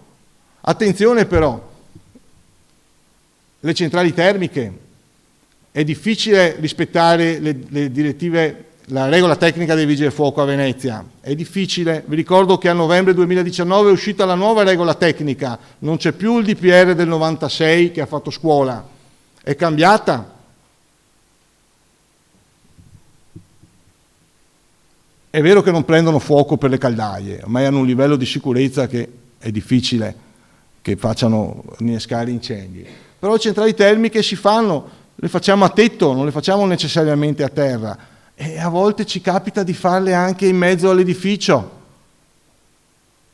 Qua è Campo San Luca, questa banca qui non sapevamo dove metterle, era in comune con l'albergo che è a fianco, si sono distaccati, mi hanno chiesto la caldaia, la centrale termica, non sapevamo dove metterla, l'abbiamo messa in edificio, compartimentando tutto, rivedendo tutto lo schema di sicurezza della banca, ma non c'era alternativa.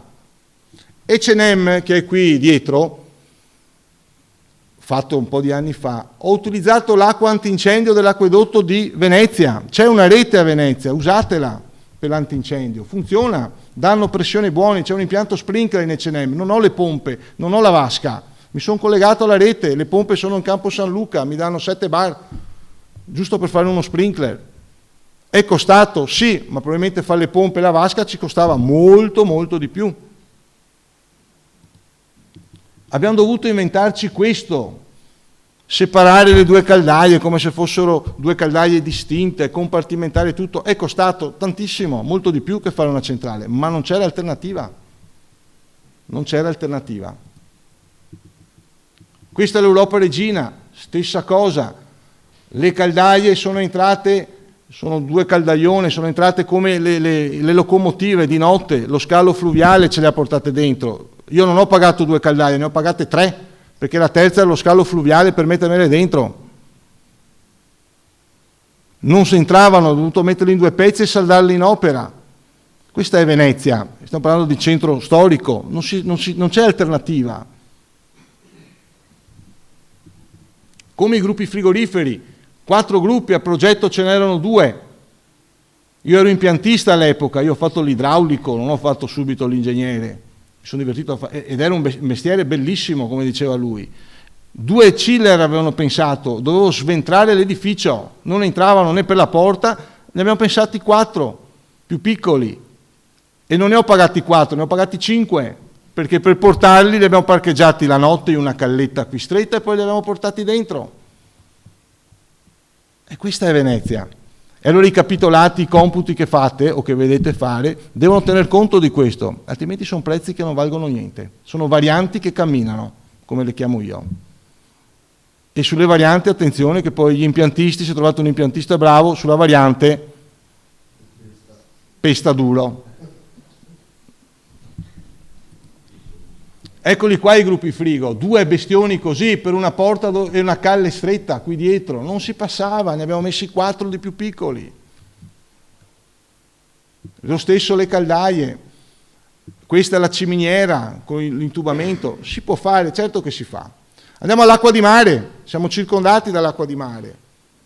Ci sono edifici che usano l'acqua di mare, dove il mio amico trovò Palazzo Ducale, in primis ovviamente, non autorizzato, che sappia io, dal magistrato alle acque, ex magistrato alle acque, salto termico 3, però ce l'hanno ovviamente, e basta passare sul ponte della Canonica, che tanto vedi l'acqua che tirano e buttano fuori. Però ce ne sono altri che lavorano con l'acqua di mare e ha problemi, ma ne ha. Però ci sono edifici che non puoi fare a meno. Il Mulino Stucchi senza l'acqua di mare, dove mettavamo tutta quella potenza frigorifera? San Clemente, il Guggenheim qua fuori, qui di fronte, scusa, ho sbagliato, Palazzo Grassi, sono tutti acqua di mare che vanno. Prada ultimo, che è Palazzo, non mi ricordo il nome, lo stesso ad acqua di mare. Però attenzione, l'acqua di mare va benissimo, però ha 2 problemini. Abbiamo l'acqua alta, ma abbiamo anche il freddo. Le macchine frigorifere, le pompe di calore, a 4 gradi scatta la sonda antigelo, cioè si ferma la macchina, loro ne sanno, eri dentro quando nel 2012, gelo, mi chiamano, perché ero consulente dei musei civici, freddo, apriti o cielo, non va più la pompa di calore, non va no. O forzi la protezione, ma vuol dire rischiare di bruciare o il compressore o di spaccare l'evaporatore che ghiaccia, oppure ti tieni il freddo. Palazzo Grassi ha dovuto rivedere tutto, ha montato una caldaia da 200 kW e elettrici per sopperire a questo, con l'acqua di mare. Elettrici, dividete per 3 che ne abbiamo uno a casa, e sai quante famiglie possiamo alimentare. E abbiamo il problema contrario adesso con le secche. Abbiamo basse maree in questo momento. Lasciamo stare il Mose e l'acqua alta, però anche su quello è un sistema elettromeccanico, non è solo strutturale, strutture, quindi se si blocca l'impianto elettromeccanico non va su. Come ordine abbiamo fatto un bel gruppo di lavoro, ci abbiamo lavorato parecchio su come è fatto, come non è fatto e via dicendo. Anche l'hotel Danieli era acqua di mare all'inizio e poi l'hanno tolto, anche l'hotel Rialto era acqua di mare e l'hanno tolto perché aveva problemi. Non è semplice da gestire, il problema è la schifezza che ci tiriamo dentro alle macchine dall'acqua. E allora ci sono 2 filosofie, io nasco con la prima, accetto tutto, sovradimensiono gli scambiatori, sovradimensiono le tubazioni e quindi dove me ne metto queste tubazioni? Se vuoi l'acqua di mare devi accettare le tubazioni sovradimensionate, usate tubi da scarico, Geberit, Bampi, tutte queste marche qua, non tubi in acciaio o inox, il sale della laguna si mangia anche il 3,16. Basta la saldatura fatta male e siete finiti. Tubo di plastica, lo scambiatore accetta tutto, va benissimo. Io ho fatto un passo indietro, uso uno scambiatore e alcuni che mi hanno chiesto la consulenza lo usano, che si usa in campo navale. La mia storia è anche in campo navale. Costa come un gruppo frigorifero. Ai crociferi, il mio amico e vostro professore, se siete studenti, il professor Schibuola, l'ha usato, i crociferi che dello UA è acqua di mare. E usano l'acqua di un canale, non usano l'acqua della laguna. Quindi c'è la possibilità di farlo, con tutti i problemi che avrà avuto, poi l'ha pubblicato, hanno problemi. Però si può fare. E qua ve ne ho messi alcuni, Palazzo Ducale e quelli che vi ho segnato. Il Mulino Stucchi la stessa cosa, anche l'ultimo albergo a Murano, la Fondazione Prada in Canal Grande è acqua di mare. Però le pompe non mettetevele fuori, lasciatele mettere in acqua. E costruitegli una gabbia attorno alla pompa in modo che non si prenda sacchetti, pesci e tutto quello che gira per la laguna e non filtrate eccessivamente perché quel filtro prima o poi si ferma e si ferma l'impianto e siete punto a capo. E allora ci sono 2 strade per farlo, scambiatori ovviamente, questo è Palazzo Prada, mi hanno ascoltato, Le pompe, se passate col vaporetto, le vedete i tubi sotto il pontiletto, pescano direttamente acqua e hanno 2 sventole di macchine frigorifere non ad aria messe all'interno. Lo studio di Firenze hanno avuto l'onestà intellettuale di chiedere aiuto a noi, quindi a chi ha avuto l'esperienza, ci hanno ascoltato e hanno fatto l'installazione e hanno usato quel famoso filtro. Chi non ci ha ascoltato, non faccio i nomi, faccio solo i cognomi, mettono la vasca, cioè fanno una vasca di decantazione. Allora, i veneziani sanno che se prendete un bicchiere d'acqua, dopo un po' c'è sabbion dentro l'acqua, noi abbiamo sabbia in sospensione. Chi ha fatto la vasca di decantazione si è riempita di sabbia e di conseguenza le pompe non funzionano. Mulino Stucchi, perché ci ho lavorato e non mi hanno ascoltato e poi sono tornati sui loro passi, non c'era alternativa, hanno sbagliato anche gli scambiatori quella volta. Questo è un altro albergo grosso però che ha acqua di mare, che ha lo stesso problema, quindi non fatevi convincere di una vasca di decantazione, perché si tira dentro sabbia, sabbion, e più siete fuori dalla laguna più melma è, e le pompe adesso vi faccio vedere come si riducono. Questo è Palazzo Grassi, questa è la compagnia della vela, se qualcuno va a vela. Avevano acqua di mare, vi faccio vedere come era ridotta la pompa, una Fagiolati, 5.000 euro di pompa il costo all'idraulico. Ne hanno cambiate 2, alla terza erano 15.000, ha detto troviamo una soluzione. Avevano una vasca di decantazione, si intasava, cozze, peocci, vongole, di tutto trovavamo dentro. Granchi, di tutto. Per spendere poi 15.000 euro. Cambia tutto e trova una soluzione ad aria. C'era la possibilità di mettere ad aria, perché il retrostante c'è un campo da calcio, era la vecchia mia scuola del Cini, c'è un campo da calcio che è fantastico. Dietro abbiamo messo le macchine ad aria, tolto le macchine ad acqua. Vi faccio notare questi quadratini neri. Non sono Velux. La compagnia della vela ha messo i pannelli solari termici, integravano sulla pompa di calore, non so se autorizzati o meno, adesso li hanno tolti, se passate col battello non ci sono più, non lo so, io gli ho seguito solo la macchina d'aria. E questo è il filtro, è un filtro che costa, lo usano nelle navi, ma non c'è alternativa. E poi andiamo al terreno, la geotermia, che va di moda, tutti i geotermici. Io sulla mia pelle, non vedo il mio amico architetto, mi ha detto che veniva, ma non è venuto. Ne abbiamo fatto uno qui, se conto i passi arrivo dove c'è Berberi. Prima c'era 33 sonde, me le hanno bocciate 3 volte. Io le avevo già fatte, me le hanno bocciate 3 volte. Okay. A un corso ho detto sta cosa qui di ingegneri. Mi chiama la provincia, l'autorizzazione va fatta in provincia, e c'era un ingegnere in sala che era il direttore tecnico del suolo in provincia.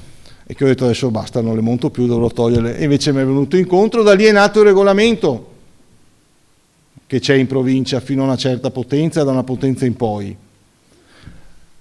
e le abbiamo fatte. Però la prima sonda io l'ho montata dove ci sono le ali vostre, là in fondo a Santa Marta, col professor Schibuola, siamo andati sotto 100 metri con una sonda insieme all'Air Nova e l'abbiamo testata. Poi lo UA ne ha 18 o 19, non mi ricordo, 19 credo, vado a memoria, perché le ho seguite come bando, le ha vinte la ditta che poi abbiamo fatto il collaudo, e il professor Schibola ovviamente se le ha seguite. Ai Tolentini ci sono 19 sonde geotermiche, non fanno niente, hanno dovuto integrare con l'aria come abbiamo integrato qui. Anche la Fondazione Vedova ha sonde geotermiche, ma ha dovuto integrare, non ce la fanno, scambiano poco. È vero che dopo 50-60 metri siamo in bagnomaria, superato il Caranto siamo in acqua, o prima o dopo troviamo sempre la sacca d'acqua e lavorano benissimo, ma la macchina che le fresa non passa sotto i ponti con la barca e quindi non posso andare sotto a 100 metri, mi fermo a 40, 50, 60 metri con i costi che hanno. Quelle che ho fatto le ho fatte solo perché il cliente le voleva, per dire sono green, sono verde, ma non perché ci fosse un vero risparmio economico. E allo UA le avete qui, lo conoscete meglio di me, io ho fatto delle lezioni qui, qua c'è la macchina d'aria che integra e qui ci sono 19 sonde a doppio tubo, a U, sotto quanto? Anche loro a 40-50 metri, 50-60, ma perché? Perché non passa la macchina, che è la macchina dei micropali, per capirci, chi fa strutture, è simile a quella.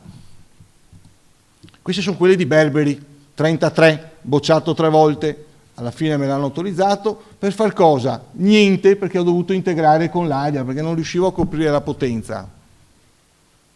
Non fate pochissimo. E abbiamo disfatto il locale con le sonde, qua siamo andati giù per vibro in fissione, qui dietro, e ce l'abbiamo fatta. Al Lido ci sono, ne ho montate 9 autorizzate, quelle che dico io, che ho montato io, sono autorizzate dalla provincia con progetto. Vi ricordo che vi serve il progetto di un architetto, il progetto di un ingegnere e il progetto di un geologo, e dopo cominciate a montare le sonde. Ok.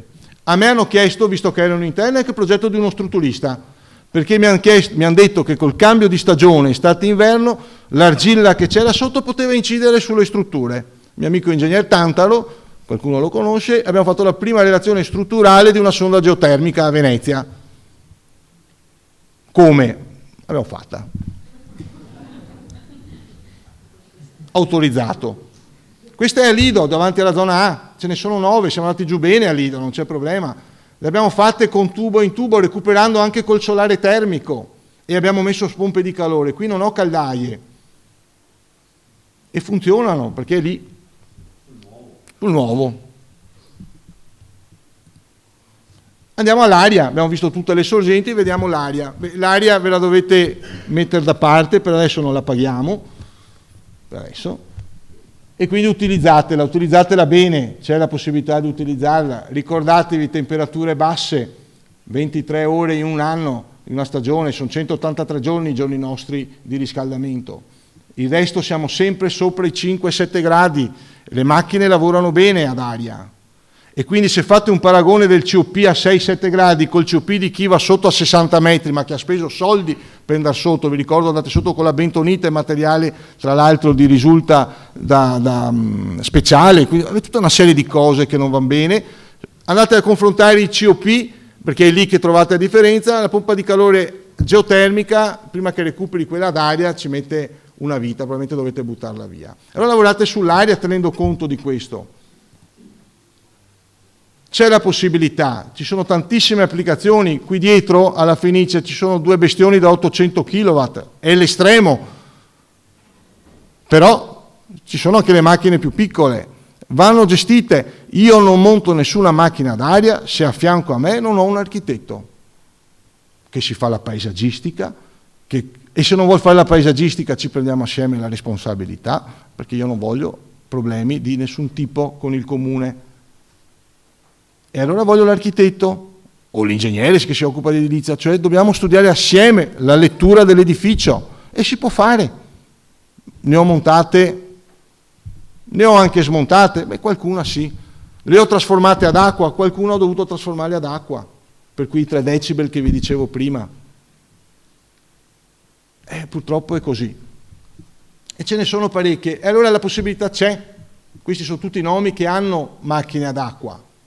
Oggi ci sono, li chiamo multisplit, i VRF, VRV, con un motocondensante, fate tantissime macchine, conoscetele, domandate in giro, c'è la possibilità di farlo.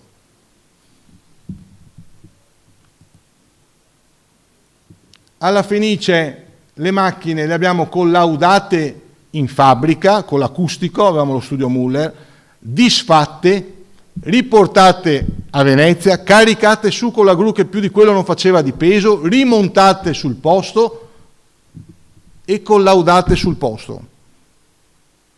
Non c'era alternativa. L'alternativa, sapete qual era il progetto originale a Fenice? Le torri evaporative. Ora a Venezia chi ha le torri evaporative è l'ospedale.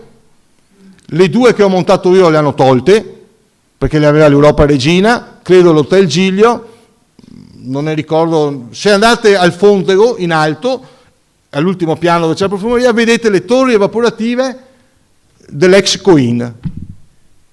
Ma non ne ho viste altre. Lavorano male le torri evaporative a Venezia, abbiamo umidità d'estate, devono essere troppo grosse. La sovrintendenza li ha fatti nuovi sul progetto. Io ho fatto solo la direzione lavori degli impianti alla Fenice. Ho avuto quella fortuna e non ne ho più viste altre come queste. Dentro c'è di tutto e di più, anzi potremo organizzare una gita con gli architetti dentro dal punto di vista impiantistico. E però questa soluzione qui l'ho riapplicata in piccolo in città. Perché non c'è alternativa, le macchine le vedete da Google Maps, sono queste. Le abbiamo tirate su, sì, le abbiamo tirate su, non c'era alternativa. Avevano già venduto i biglietti ai capi di Stato per l'inaugurazione quella volta e quindi dovevamo finire il lavoro. Però se andate in campo San Luca, la Carive ha 3 macchine ad aria messe su con 6 compressori che sono dei gioiellini, non le ho montate io, però 3 compressori a levitazione magnetica in sospensione senza olio, non li sentite e sono fantastiche. È ovvio, avevano i soldi per farlo.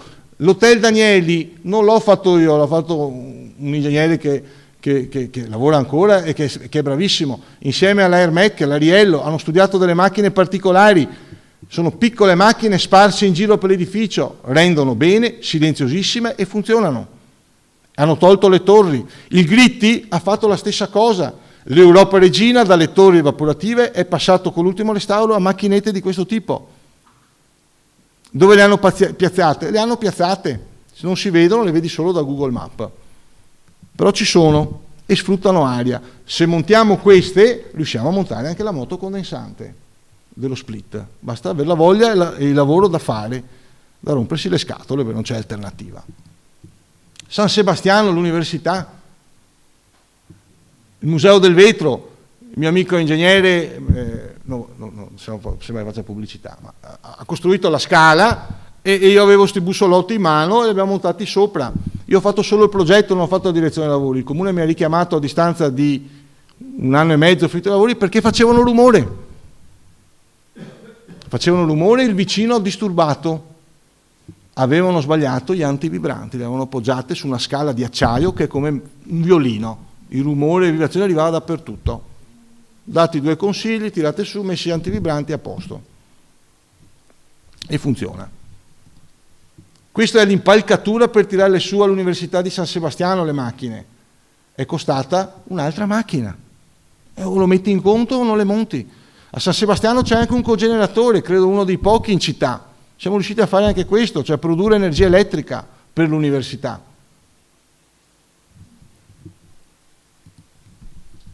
I VRV ci sono, vanno montati. Questo forse è l'impianto più grosso VRV, non è stato mai finito il ponte della Canonica per fallimento, ma siamo riusciti a montare le macchine autorizzate dalla sovrintendenza.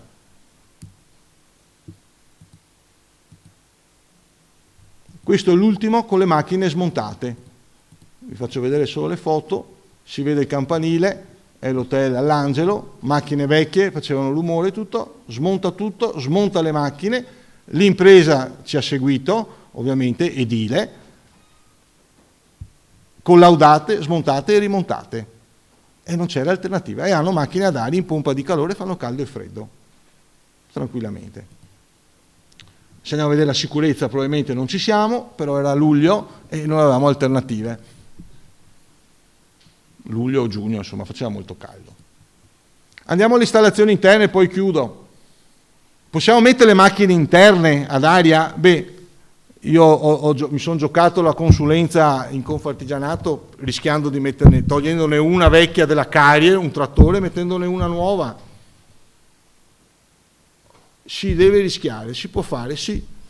Però dovete mettervi in testa che dovete rinunciare a dei serramenti e a degli spazi interni, che costano evidentemente, ma altrimenti non c'è alternativa.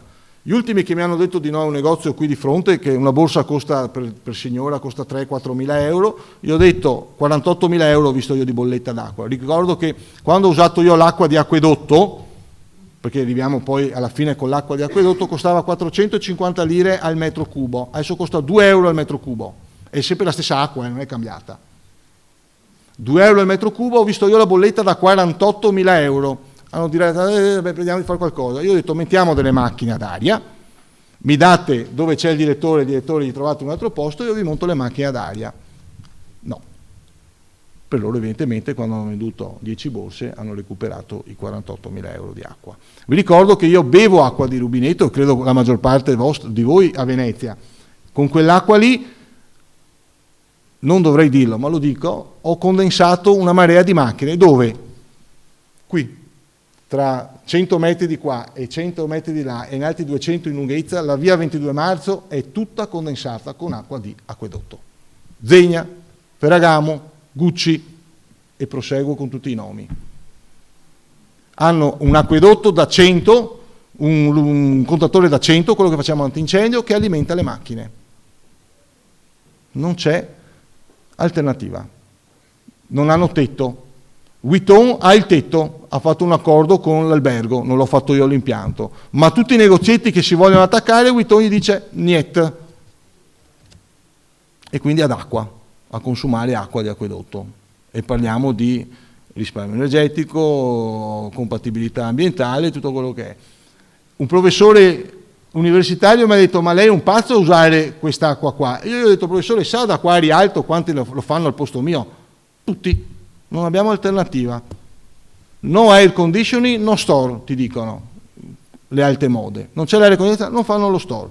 Gli affitti alle stelle, e però è così che funziona. All'interno si può fare, mi date 4 finestre che non ve ne fate niente, io vi monto una macchina e funziona, è lì che funziona. Ed è una macchina che andrebbe a tetto. Quando l'ha vista la Mitsubishi non voleva neanche collaudarla, e probabilmente non l'ha neanche mai collaudata, ma non c'è alternativa, tanto se non lo faccio io lo fa un altro, e se la mettete esterna poi vi arriva la sovrintendenza, non ve le autorizzeranno mai 2 bestioni da 1,90 m attaccate sull'altana o sul tetto qui a San Marco. E queste sono le tipologie impiantistiche che dobbiamo fare. Stessa cosa per la Biennale. Questo è un negozio in zona Biennale, abbiamo messo la macchina interna. E si può fare, si deve fare, perdi uno spazio e è poco da giocarti. Chiudo, veramente chiudo, con la vasca delle maree. È vero che abbiamo il Mose,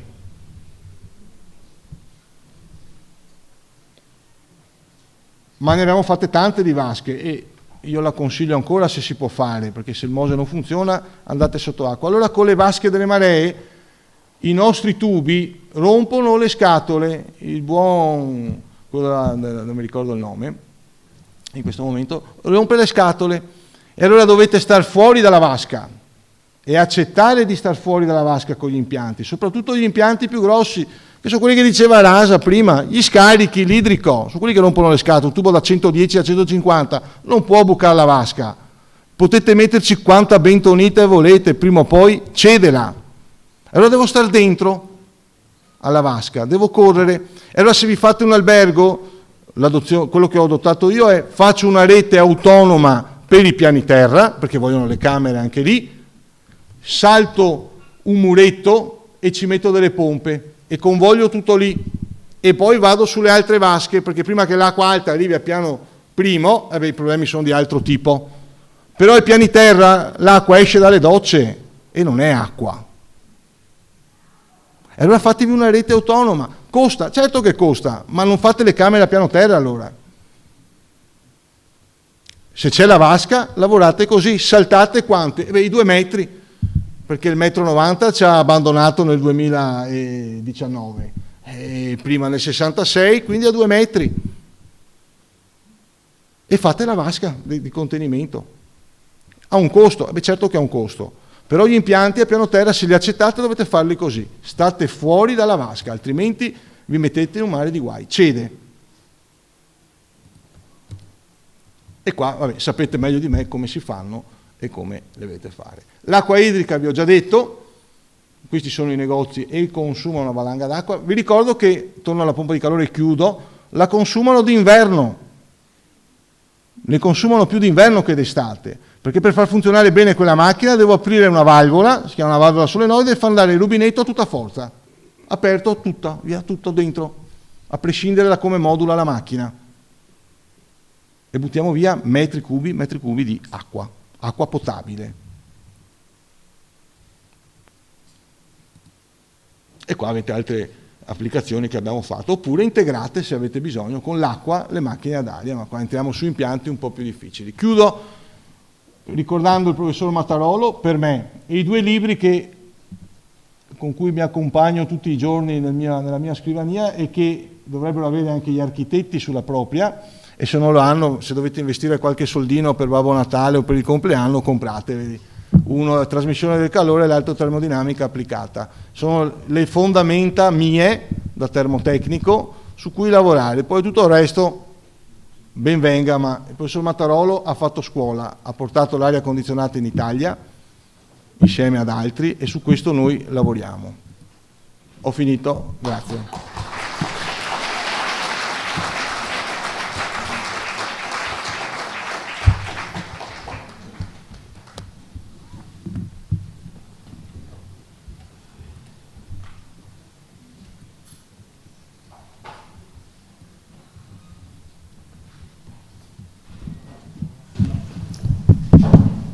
Sì, vai.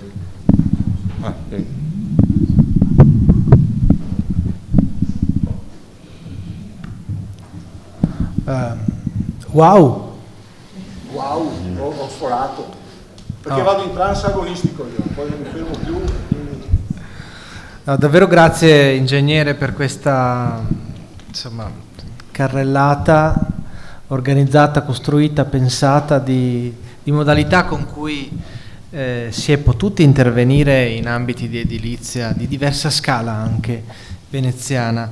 Mi permetto, prima di lasciare la parola a Massimiliano Rasa e al pubblico, di fare due piccole osservazioni.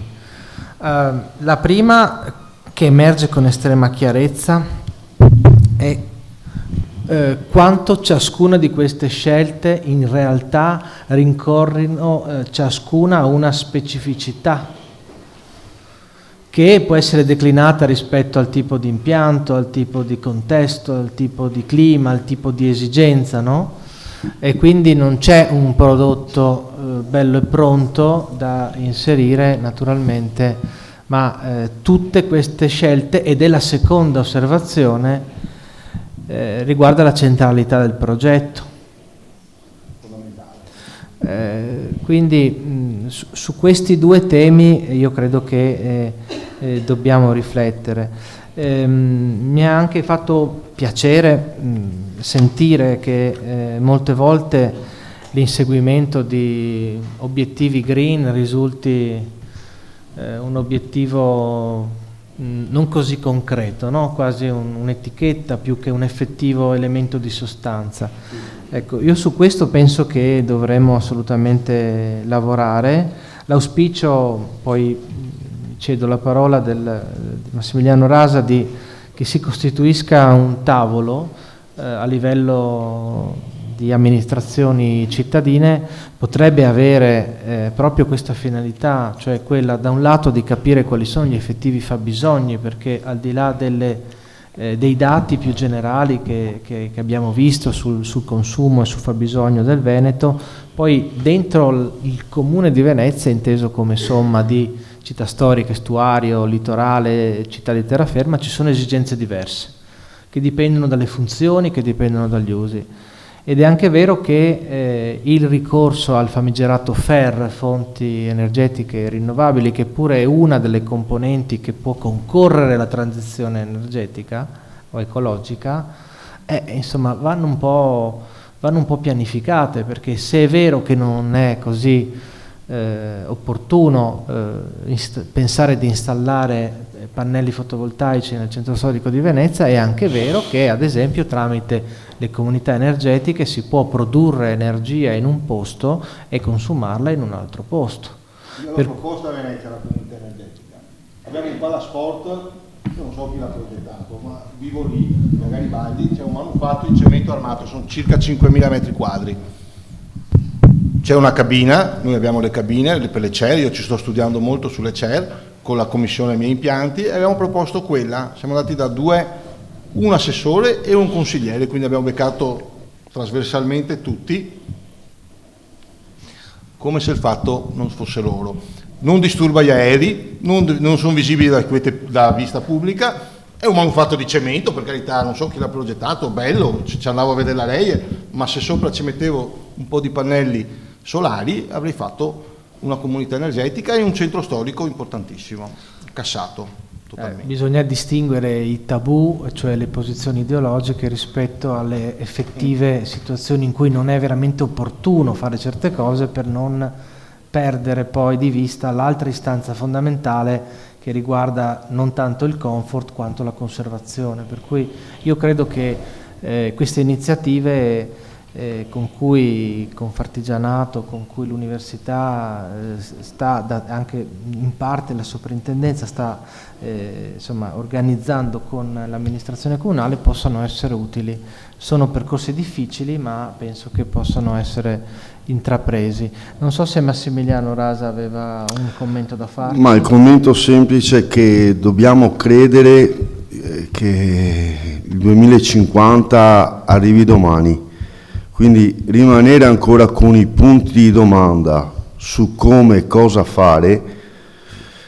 Ci stiamo prendendo un po' lenti nell'arrivare al risultato, quindi appunto il tavolo è necessario per arrivare poi a dare un risultato per l'utente finale, l'utente che poi alla fin fine è quello che paga, come si parlava prima, e l'ingegner Danieli lo ha ribadito, diciamo anche in maniera forte, dicendo appunto che ci sono dei costi. Questi costi alla fine chi se li sobbarca?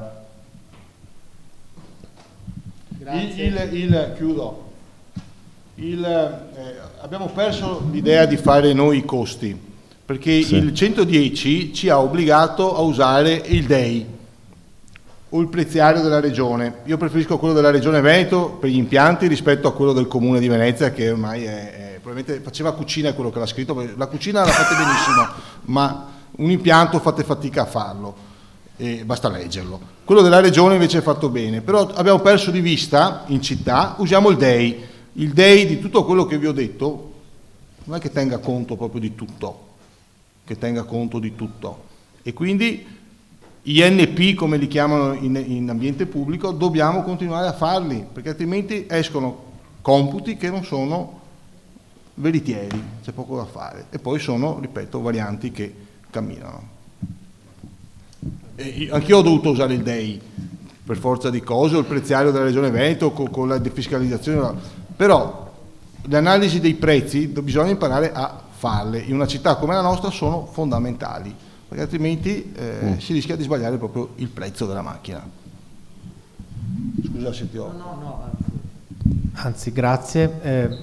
Naturalmente abbiamo qualche minuto, se dal pubblico ci fosse qualche curiosità, qualche domanda.